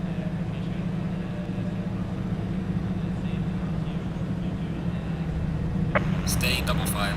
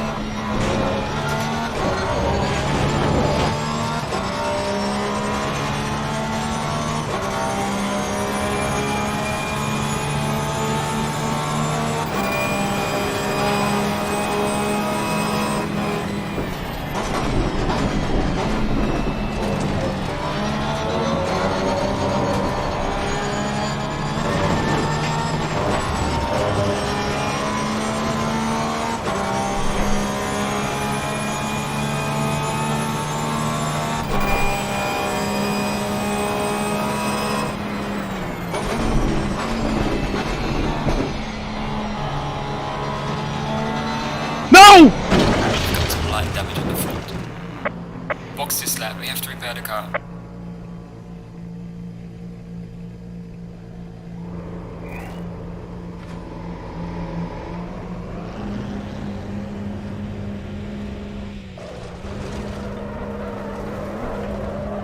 Yep, something's busted. You hear that tire screeching and I can't even steer the car.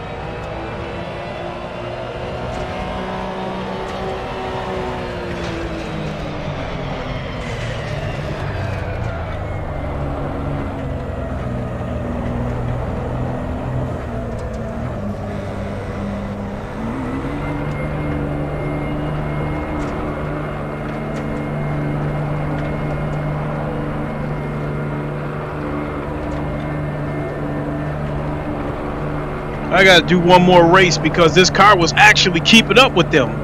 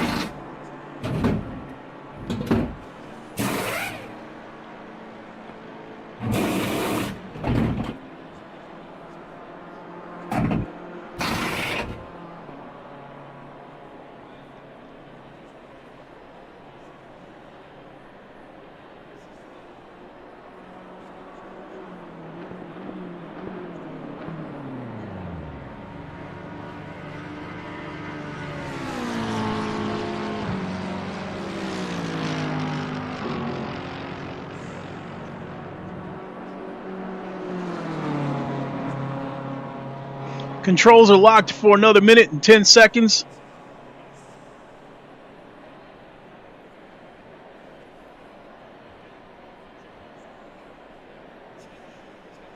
I mean, that guy in that McLaren lost control, but I'm telling you,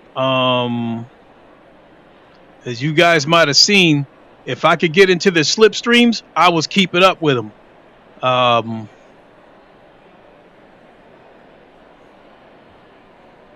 So I don't know. So it looked like I might be coming back to this Porsche instead of the other one that I was using. This wheelbase helps me definitely get information that I wasn't getting with the Thrustmaster with this car.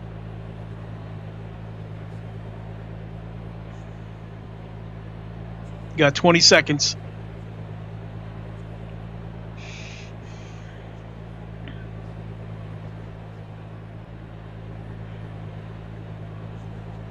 Ten seconds.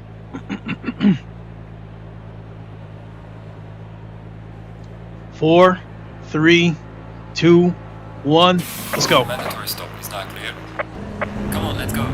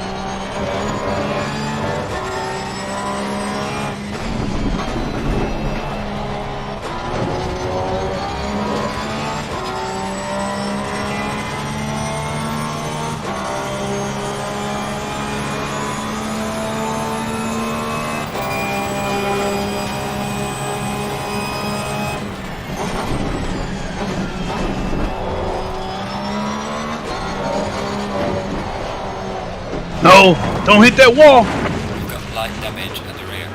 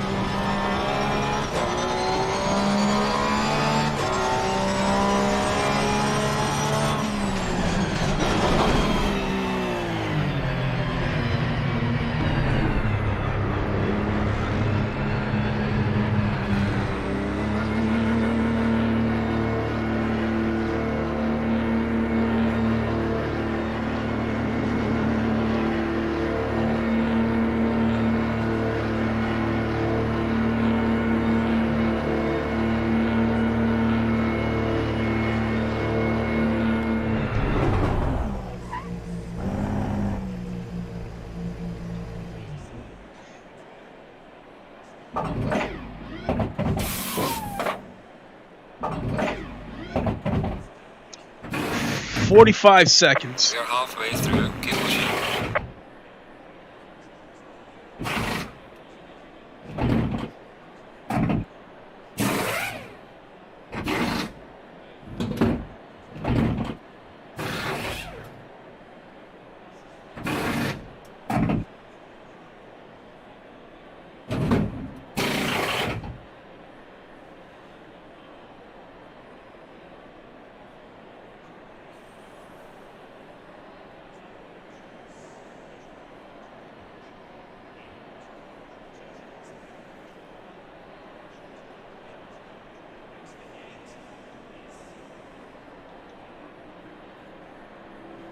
Come on, go, go, go.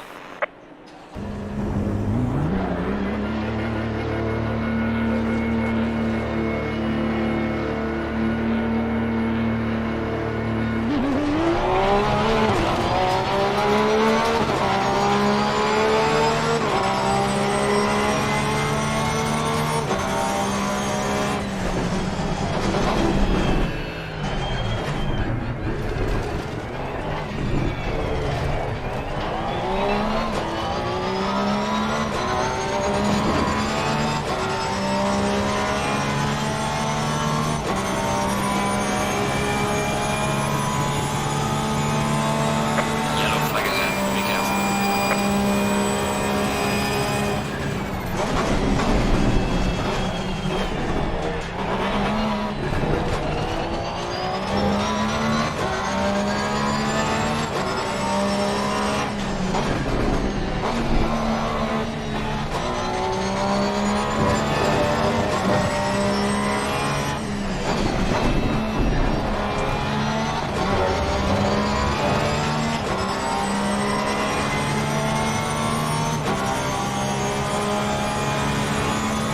Yellow flag in sector 2.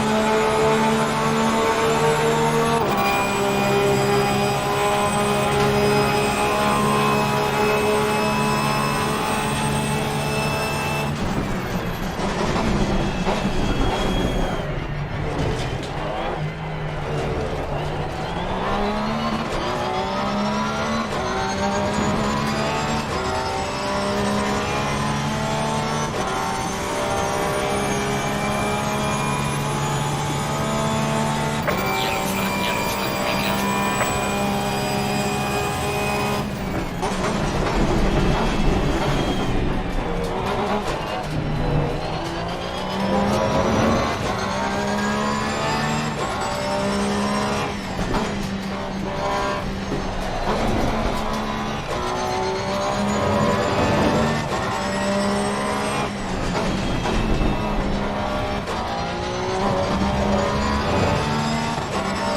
Yellow flag in sector 3.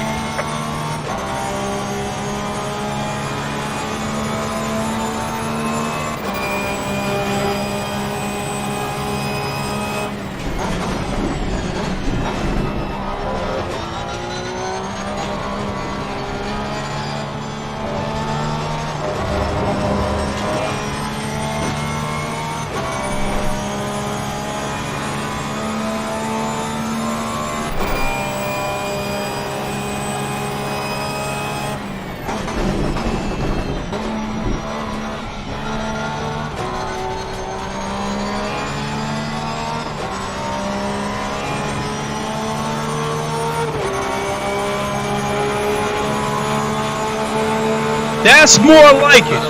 Bossy steps up.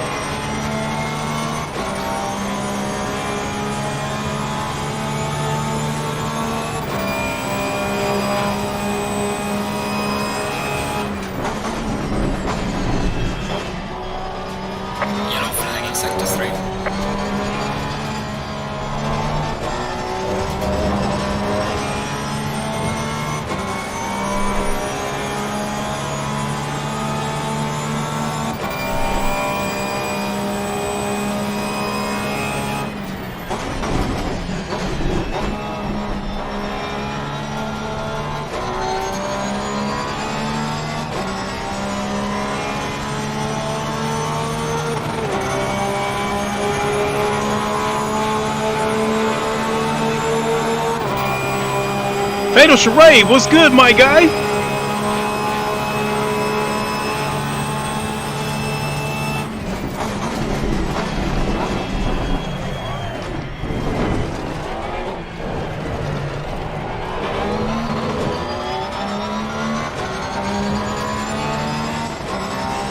What you been up to, man?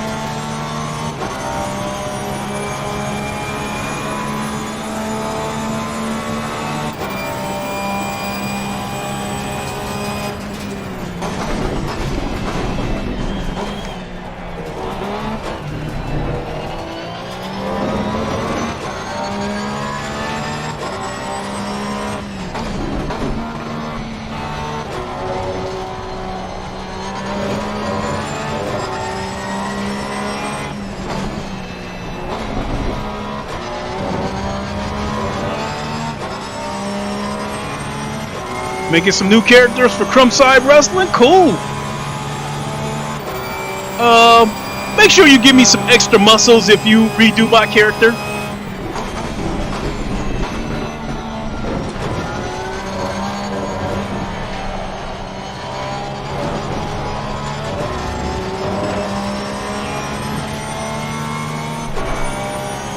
All this time I didn't realize Black Bomb was missing.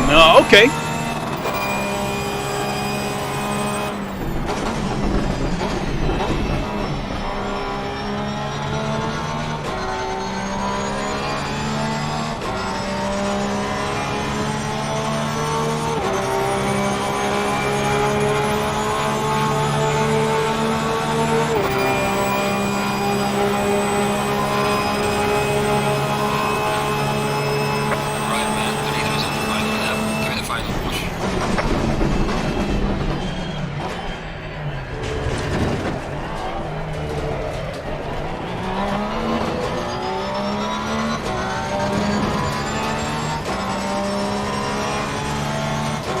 One second.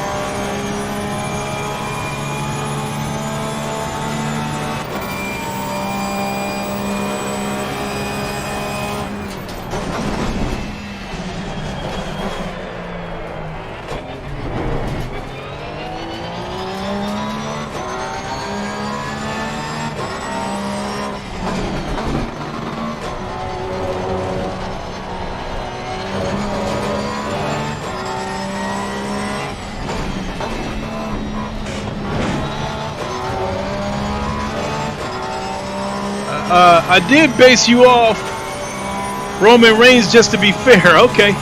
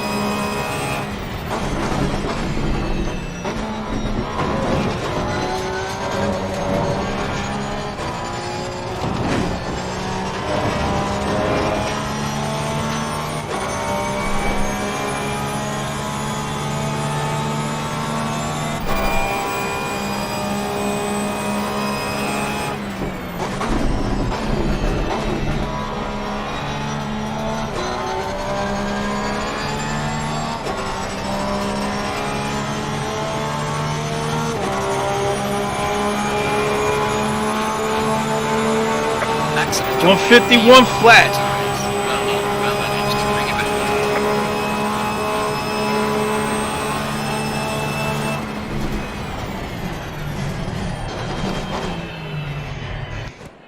All right, Porsche. I'm coming back home to you, baby. Do what you can. I'm coming back home.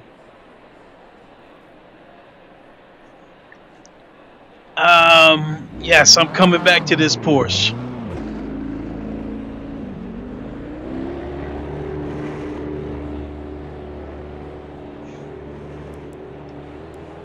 Let's have a look, see what he's doing.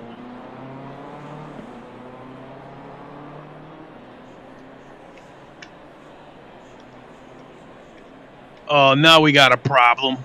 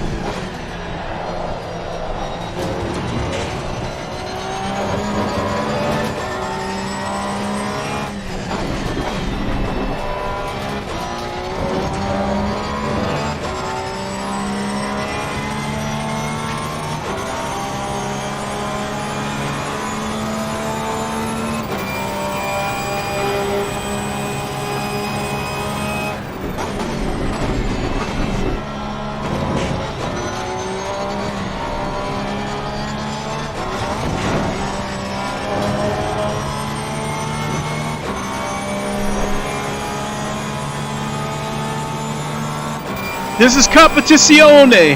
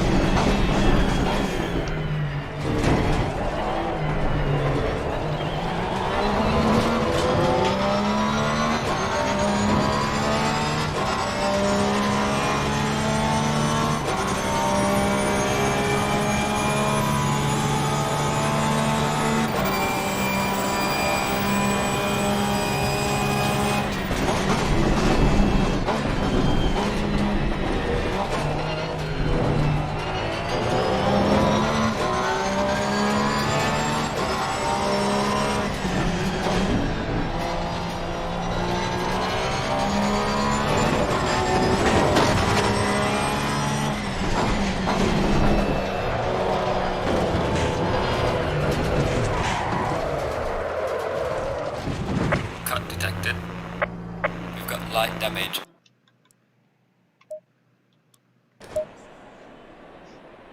Ay, ay, ay.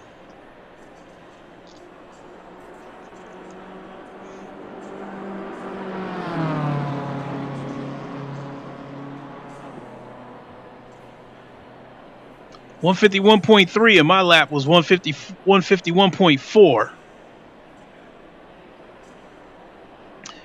We got about 8.5 minutes left before the race starts.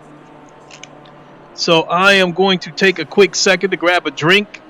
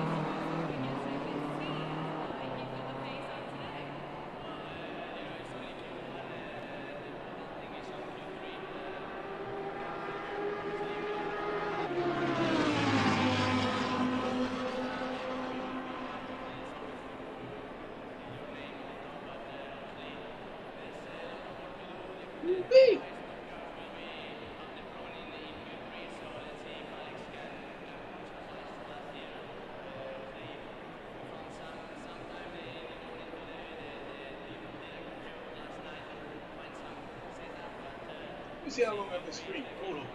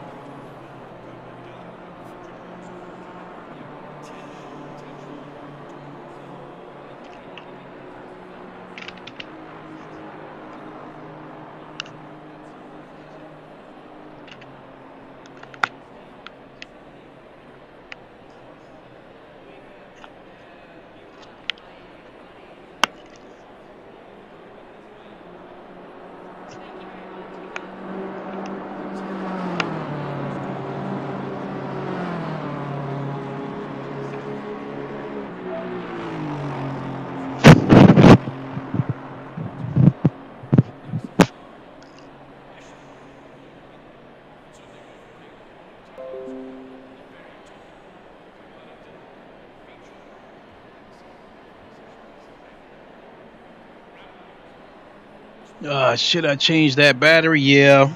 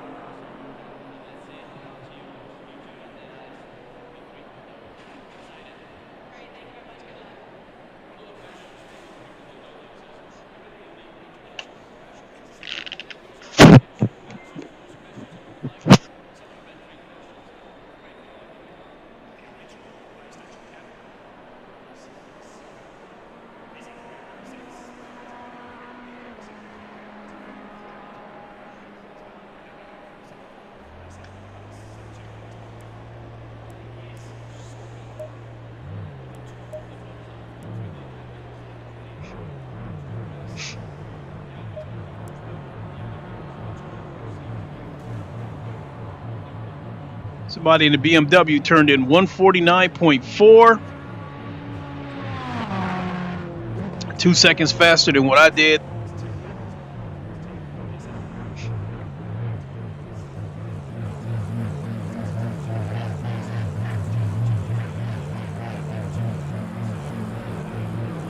What is he doing?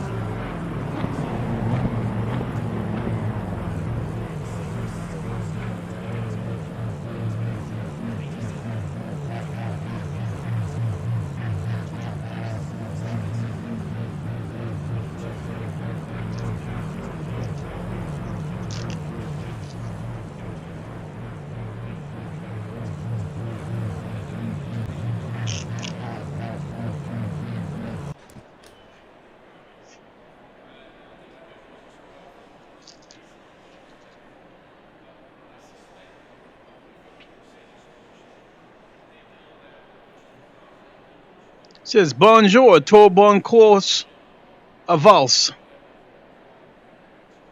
The other one says mi no hablo español.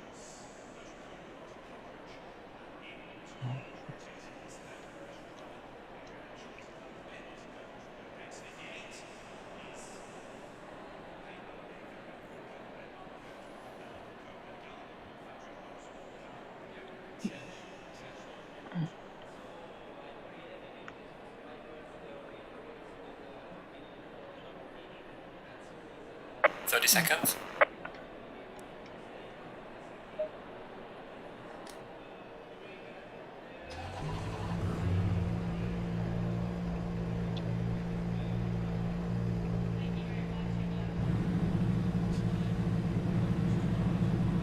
I'm convinced that if I can turn in consistent 151s, I may not win this race, but I can definitely finish in the middle of the pack. Going double file.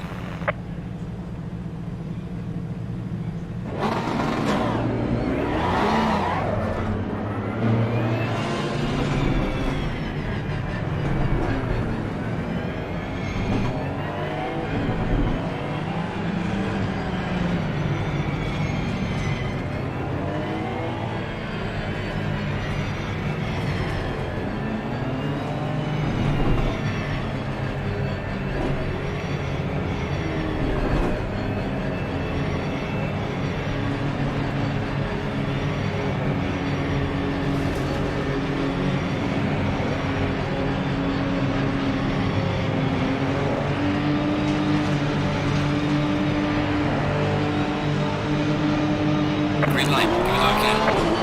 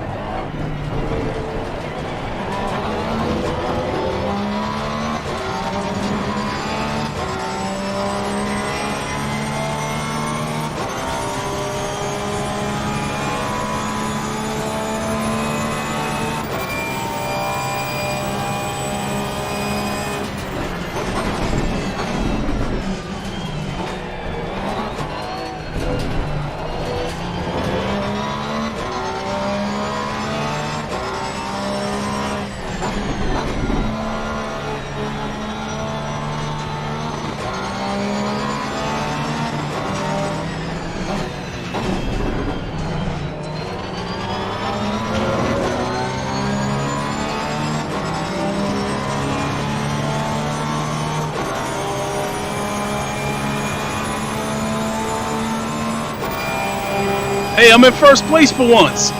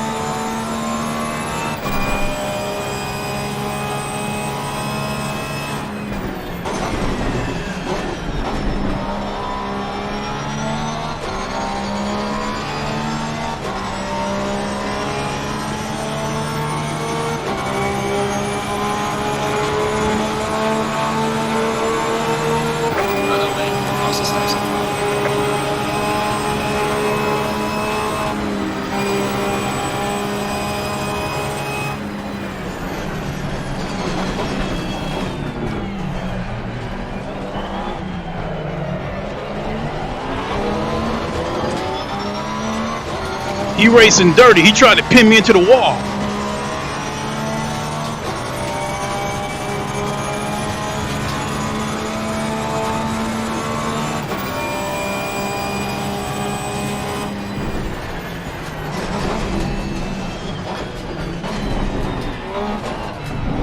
Yeah, got him.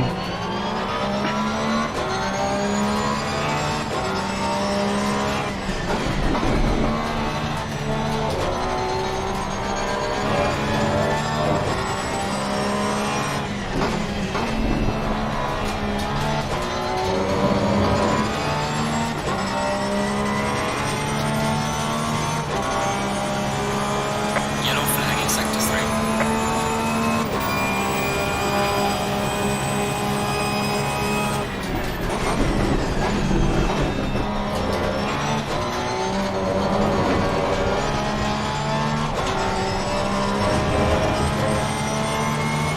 Now that I got past his ass, he ain't gonna see me no more.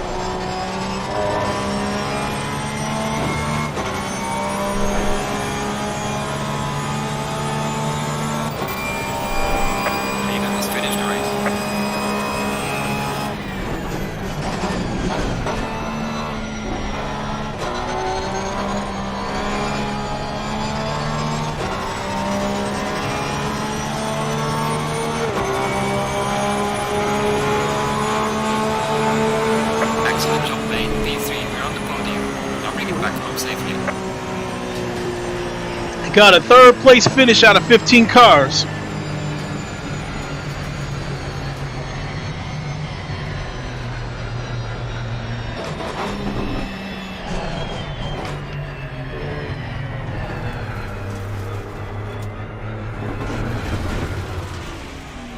think I'm gonna have to go back and customize this Porsche. Yes, sir.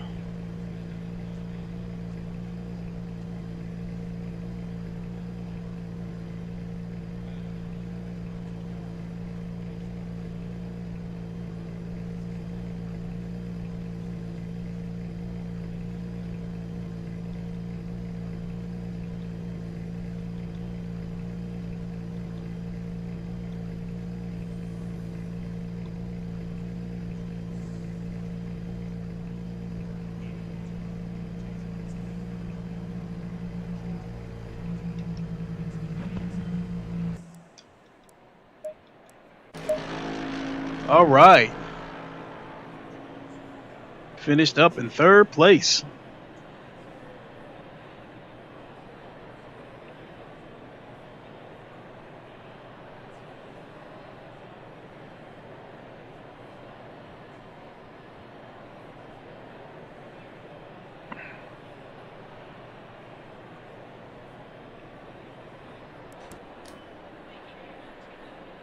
Green light, go, go, go. All right, I'm going to see if there's one more session I can find. And not Gerardo, what's good? How you doing? I had a pretty good race. I just finished up in third place out of 15 cars.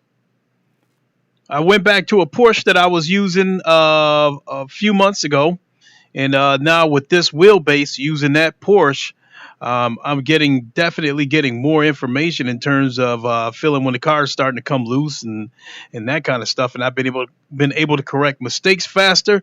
I've been I don't know. I feel like I've been a little bit more aggressive. I feel pretty good. So,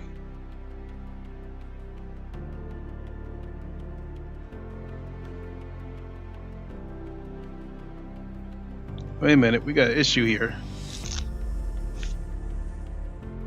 Oh, wrong controller. That's why.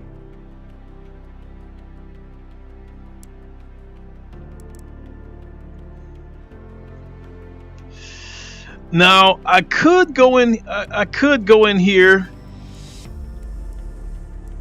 to Silverstone. You cannot join this server during.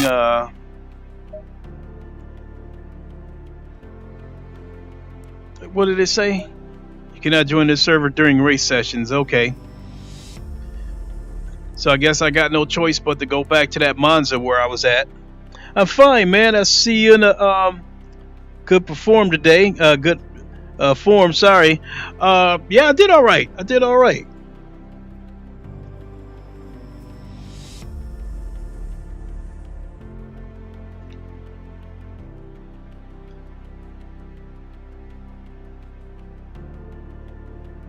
So I think I got no choice but to do Monza one more time because it's really the only one that's open. So I'm going to do this one more time, and then I'm going to call it a night, get some sleep, wake up in the morning. Hopefully I get the email from Fanatec that my Podium DD1 has been processed. And then hopefully later on that evening or tomorrow I get a tracking number.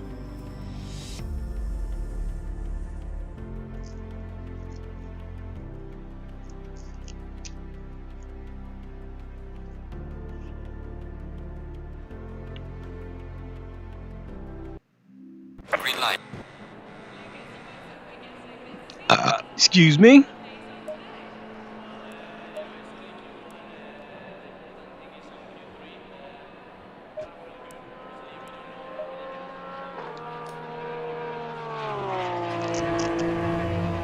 Let's get a couple of laps in. There's 11 cars in here so far.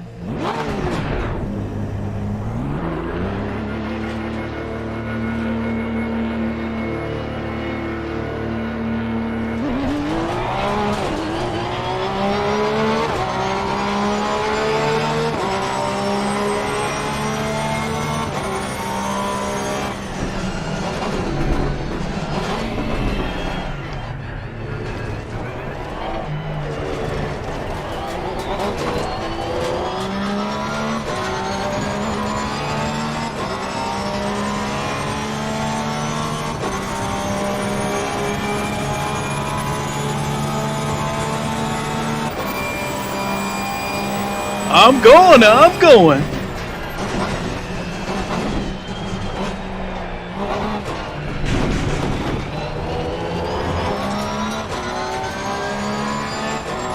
Fly like a butterfly, sting like a bee.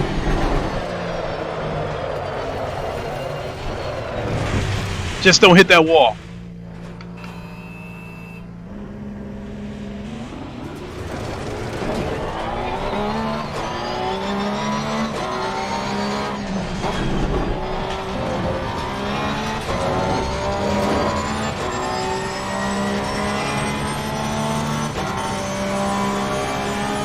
All right.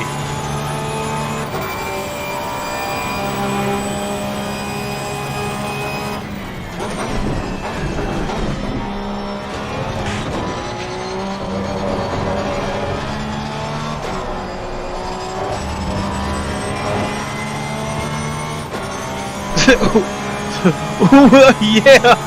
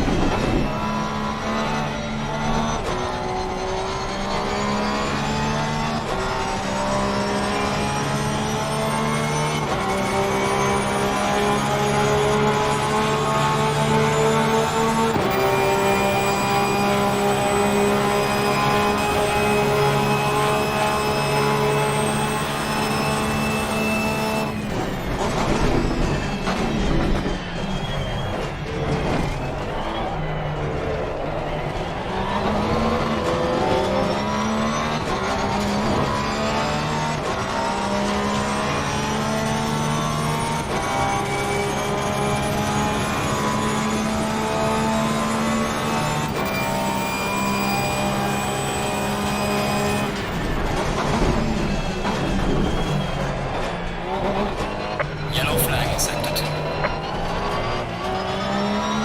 Oh my God, that killed me right there.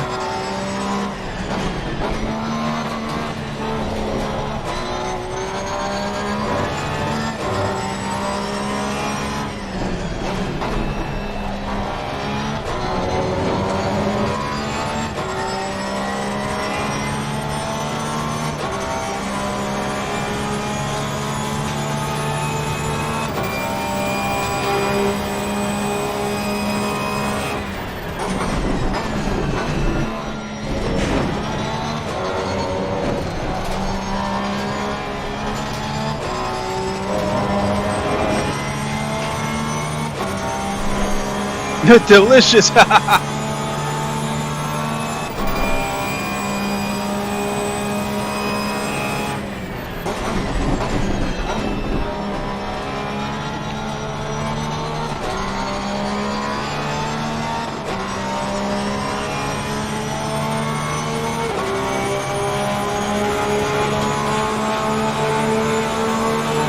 the way, you lost the best.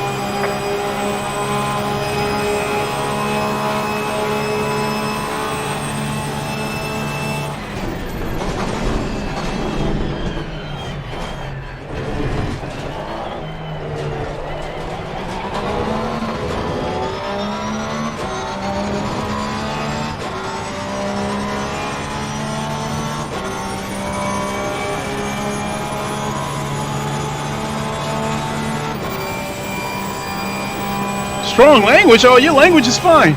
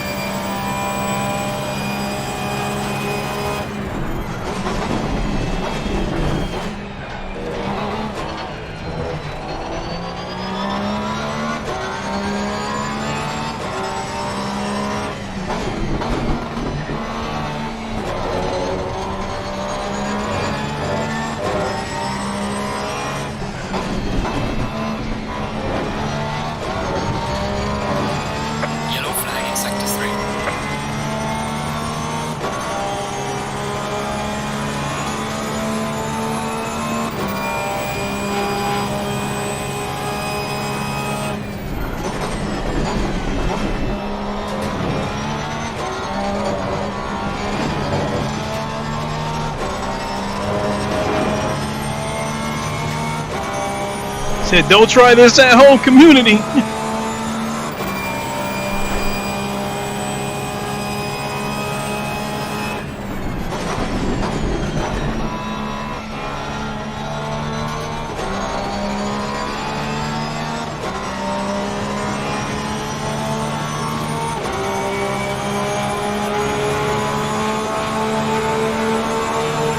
Good, 150.8.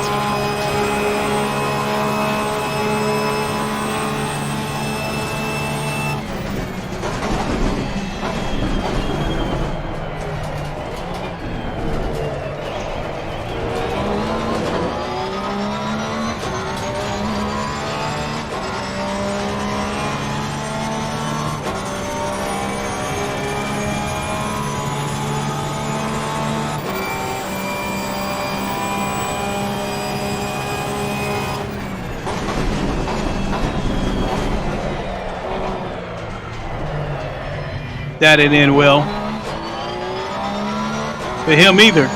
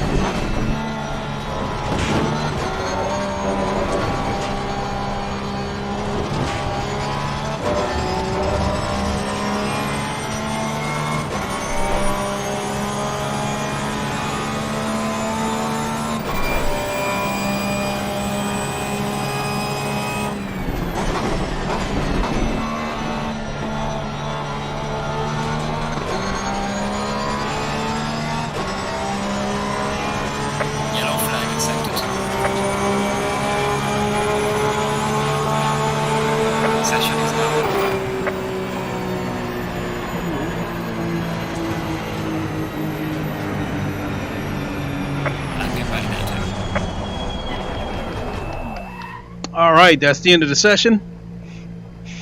I get ready for the race. So I think I came in. I had the third best time with 1 minute 150.8 seconds. The guy who had the fastest lap did 149.3.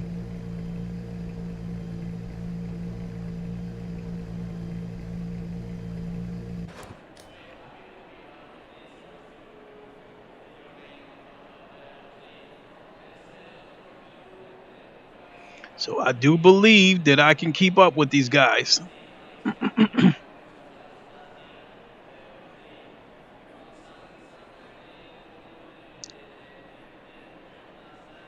You level up, ever live. Congrats, my friend. Thank you, sir. But actually, my fastest lap on this track was 150.5 with this car. Now, I got away from this car because I felt like the car had a lot of understeer at the time, but bottom line was the way I was driving it because of the information that I was getting from that Thrustmaster T150, that's what it was. Even with this being a belt-driven wheelbase, it feeds me a wealth of information, so I absolutely cannot wait to get that DD1 this week.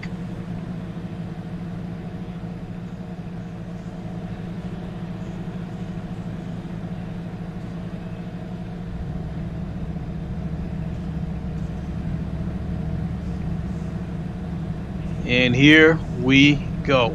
Stay double file.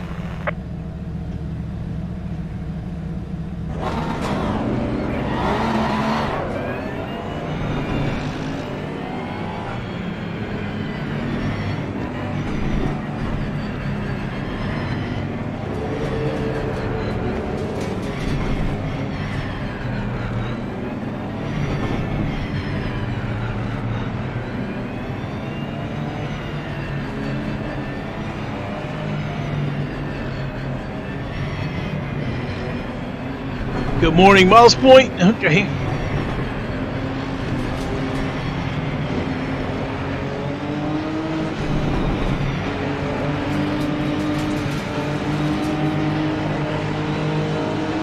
Green light, you're okay.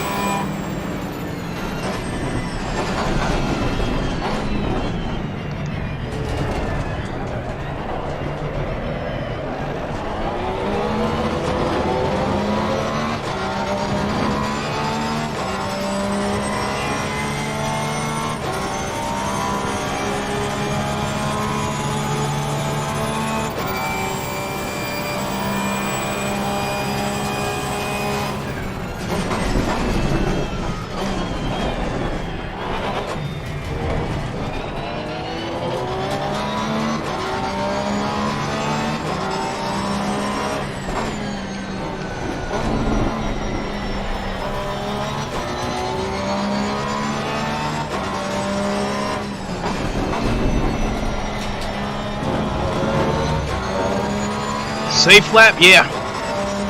I'm in third place right now. I thought I was in second.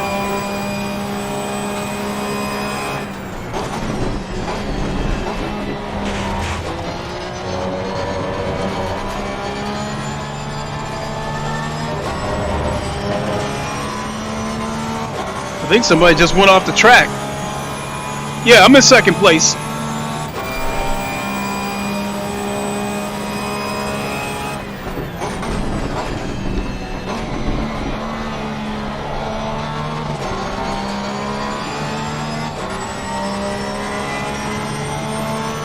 Yes! Yes!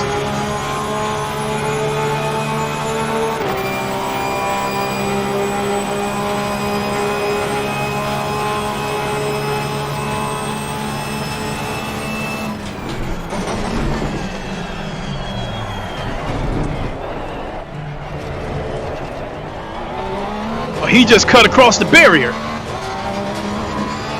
but he gave me my spot back.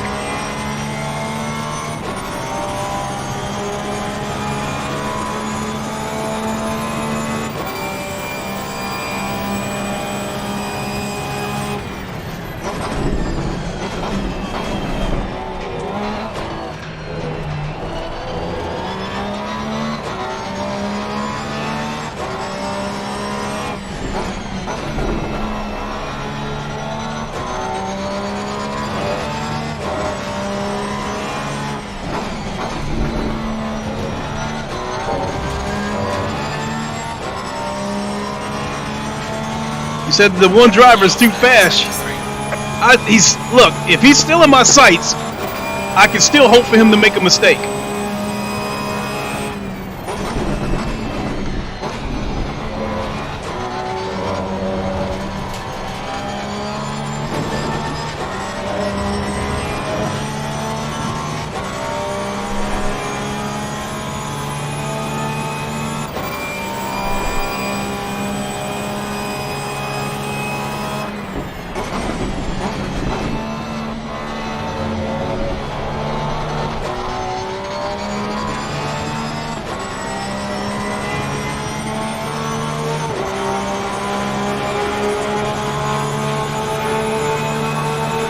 Just did 151 flat.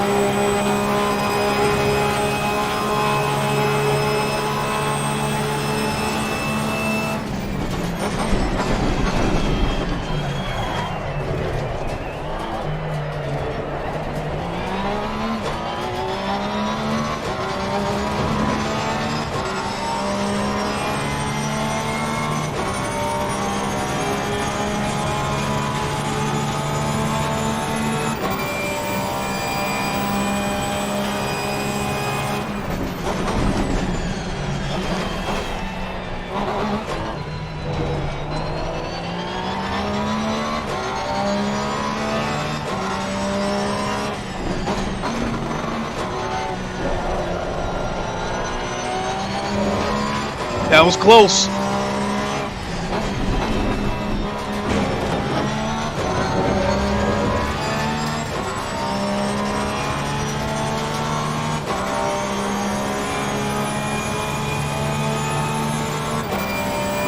That was close. I nearly lost it.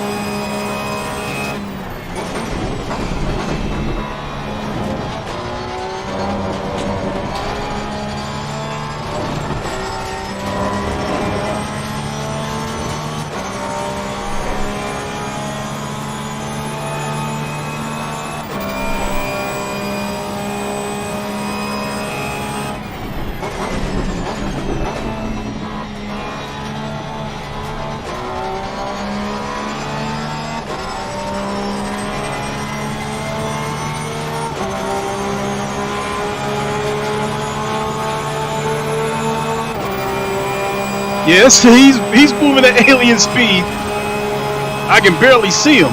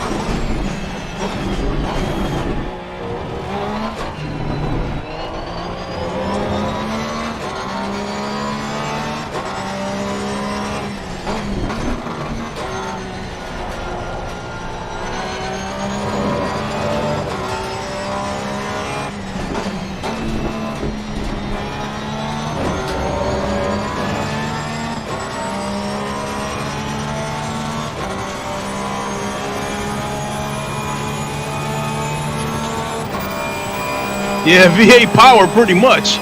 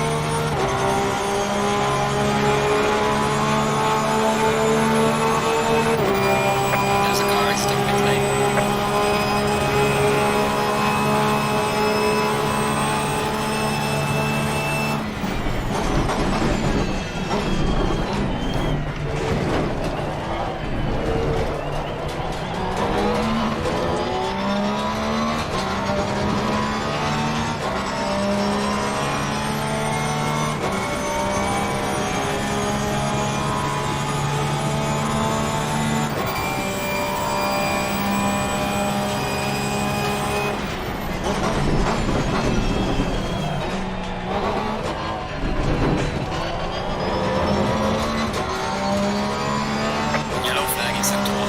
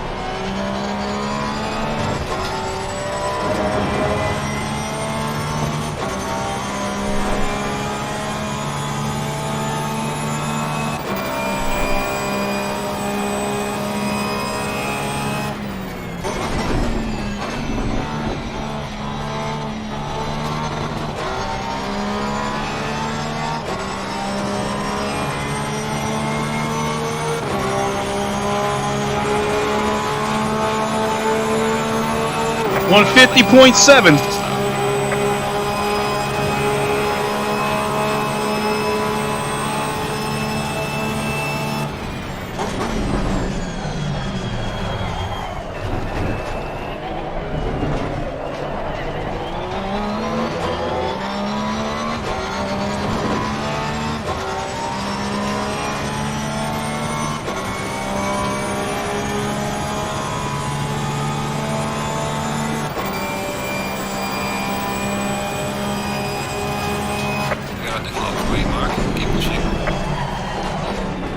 I think I might be starting to lose my brakes.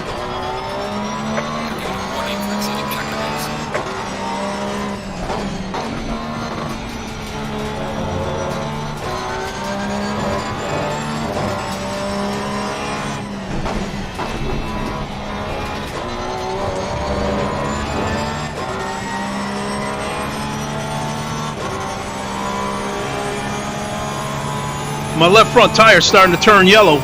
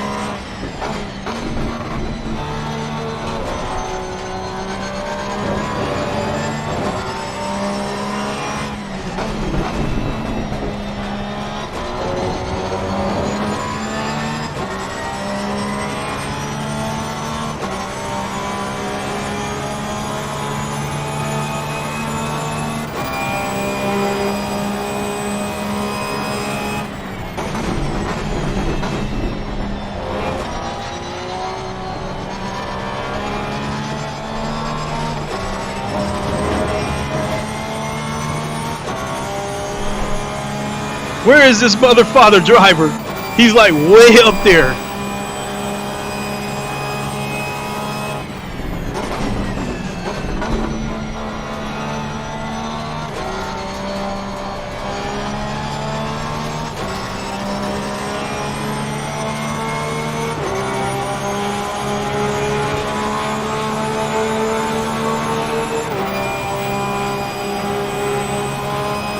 He's about 15 seconds ahead of me. Flag in sector 2.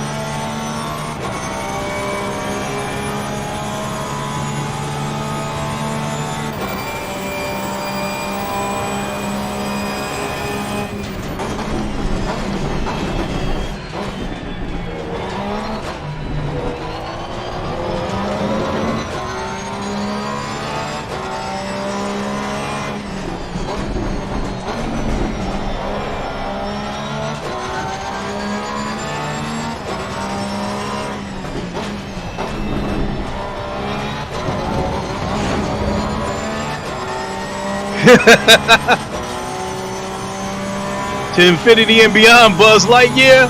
Buzz Lightyear? Lightyear, I'm sorry.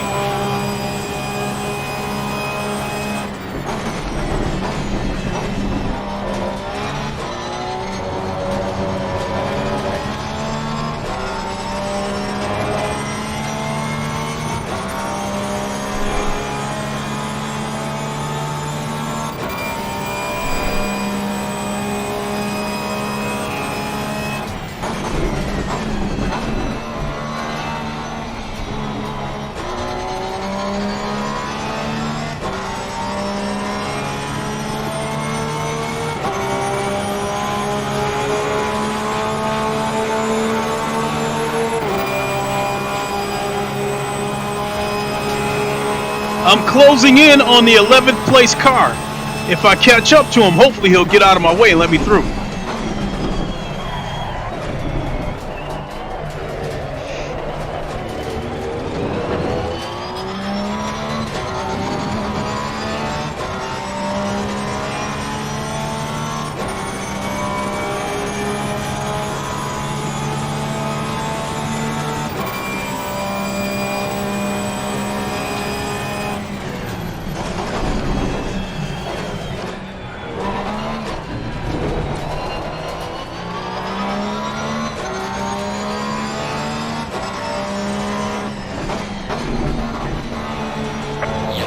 Yellow flag, be careful.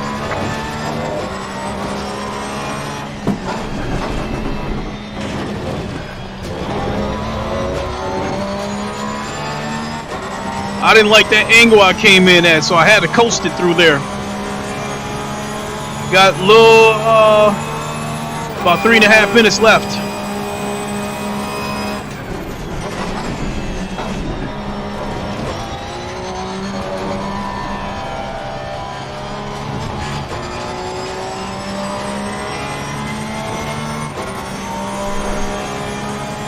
I'm in the party of the community on every channel. I have subscribed to YouTube.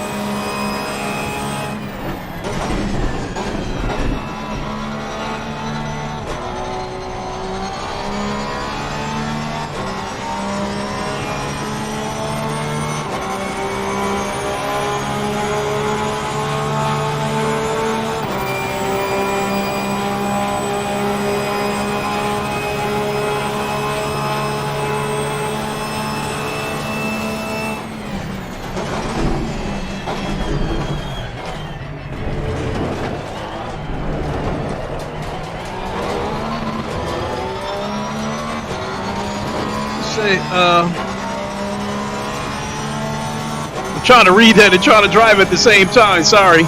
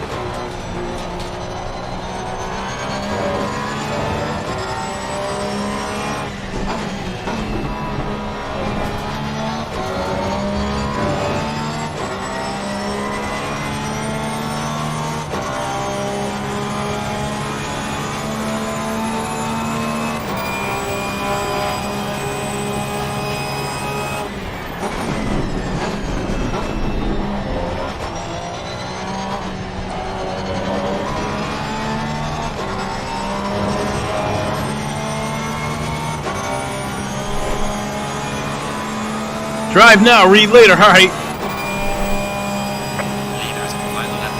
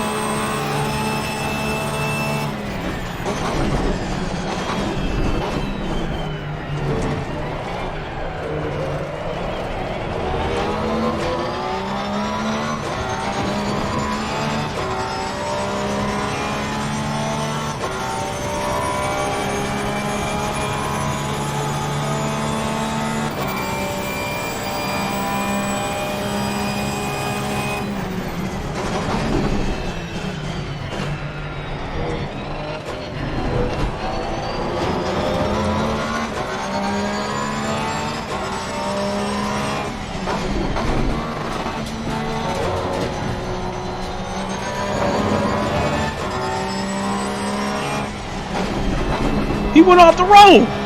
Oh, or did he?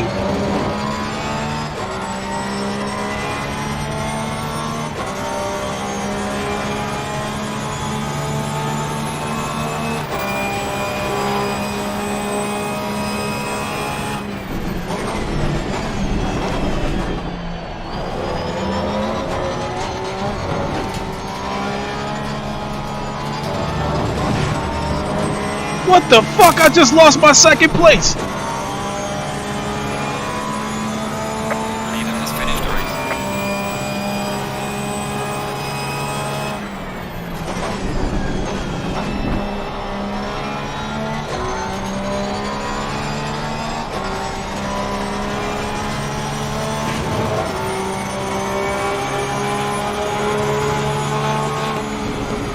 Excellent job, mate. V3, you're on the podium. Now bring it back home safely. Come here, honey bunch. Yeah. Can you believe that? I gotta save that replay.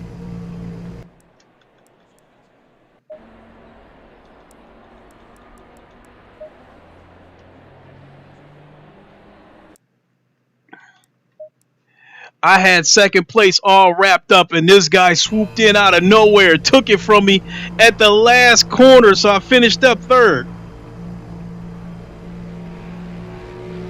But I was turning in consistent 151s.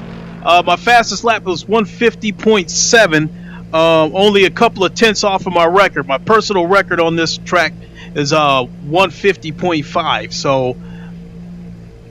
So I'm coming back home to this Porsche. It's a pretty good race. Had fun. Boy, this was about a 3-hour stream, I believe.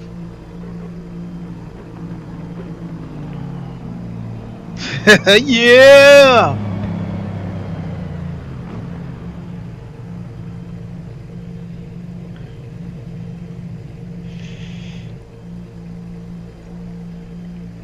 I got one warning for cutting across the track. I couldn't help it. I came in hot because I think as the race started to wear on, I think good job, my bro. I love you. I love you too. I think as the race started to wear on, I think my tires started wearing out. And Kev, if you happen to be watching, got some new gloves. I think as the race started to wear on, I think the left front tire was starting to get it was starting to turn yellow. So I think the tire might have been on its way to getting hot if it wasn't getting worn out.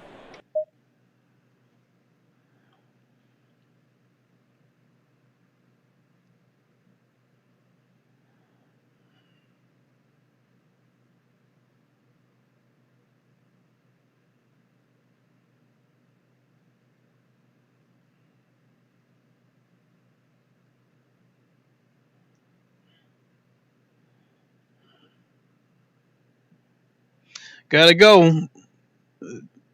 See you later. Thanks for popping in. My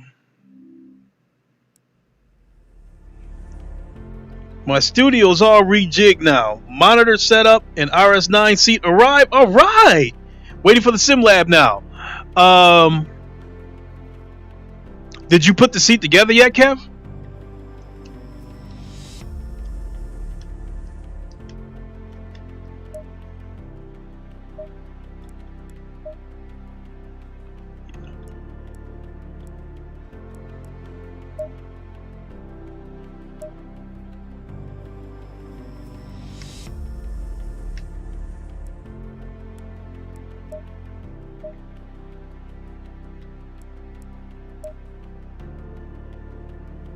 Porsche.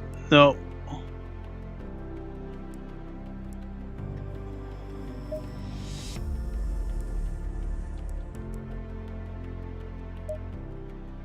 There we go.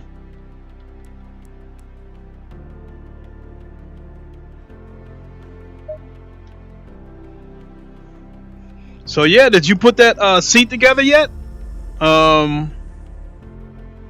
No, I'm gonna fit the base first so I can get to the rails better. Totally understand. But I did want to do like an unboxing assembly video. The 34-inch curve ultra wide is a beast. Nice.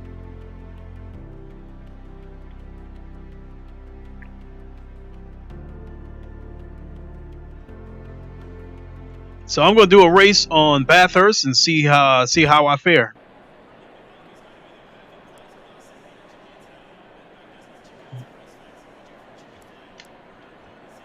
This is single player against the AI. I mean, now that this car, it feels like a totally new car between the 1.8 update and the fact that I got a new wheelbase. It feels like a totally different car. Stay double file.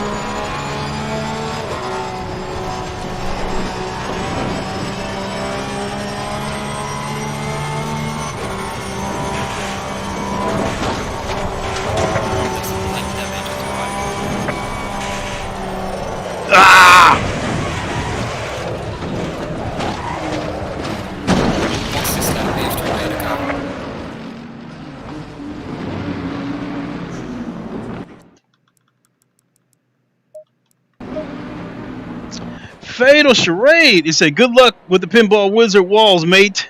I gotta go do the school run. See you soon, big man. Hey, thanks for popping in. Fatal Charade, is the Roundtable podcast still a thing? Yeah, it still is. I mean, there's no set schedule to it anymore. It's kind of whenever, whenever Thrash feels like going live, he'll just, say, hey, Roundtable tonight. And if everybody's down for it, then yeah.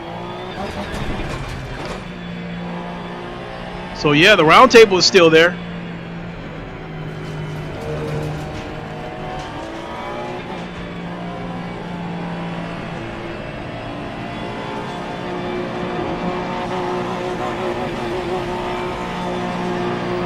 Green light. Go, go, go.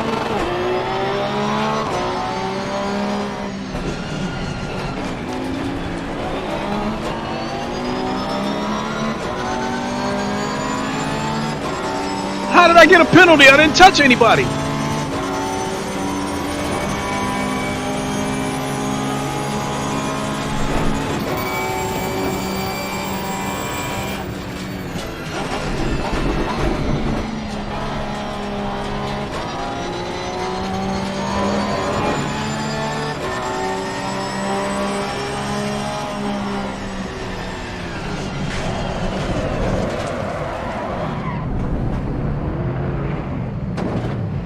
Really? Last restart. Is he doing it on his channel? Because the Roundtable Podcast channel hasn't been updated in a year. Oh yeah, he's doing it on his channel. I mean, he started the Roundtable channel when his channel was suspended. So yeah, it's back on his channel. Stay in double file.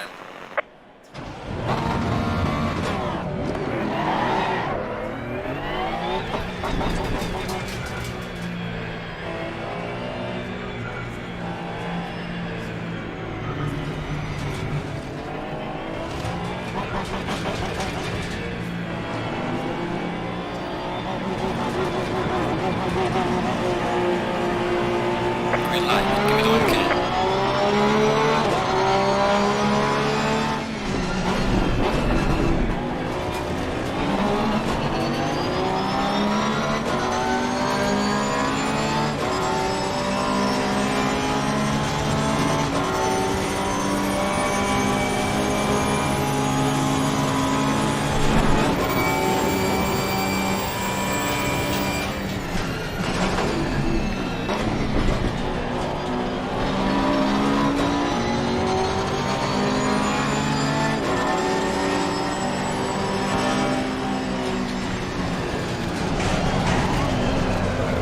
God damn it!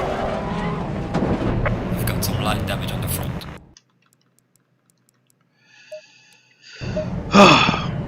Last time, no bullshit.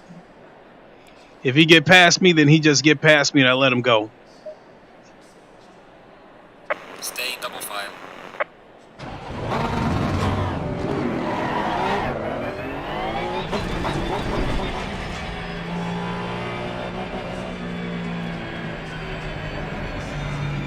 I don't know why, but this game looks cleaner.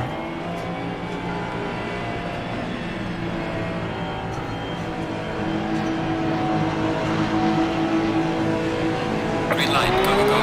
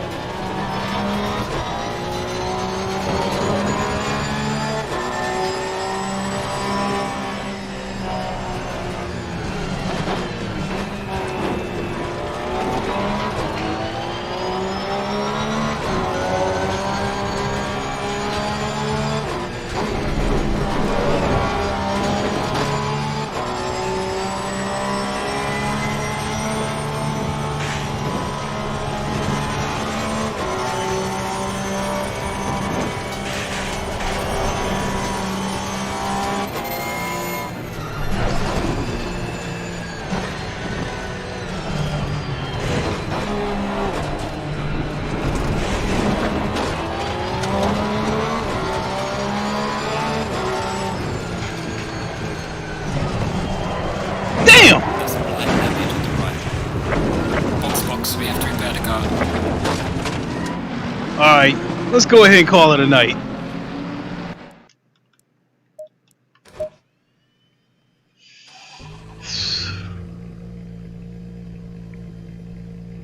Yeah, let's just call it a night.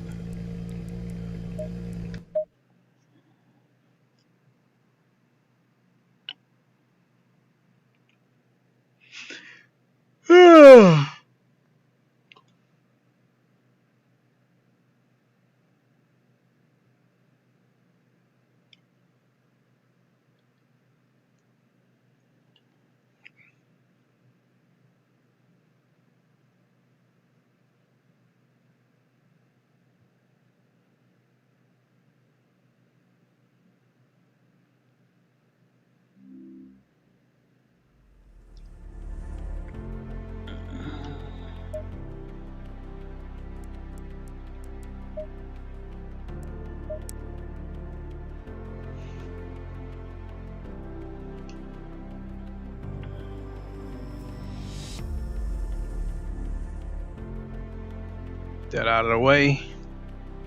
So let's check my stuff out.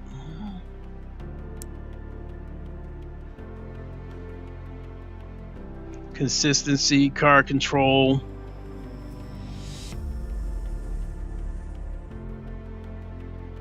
Safety. Yeah, those last 2 races wasn't too good.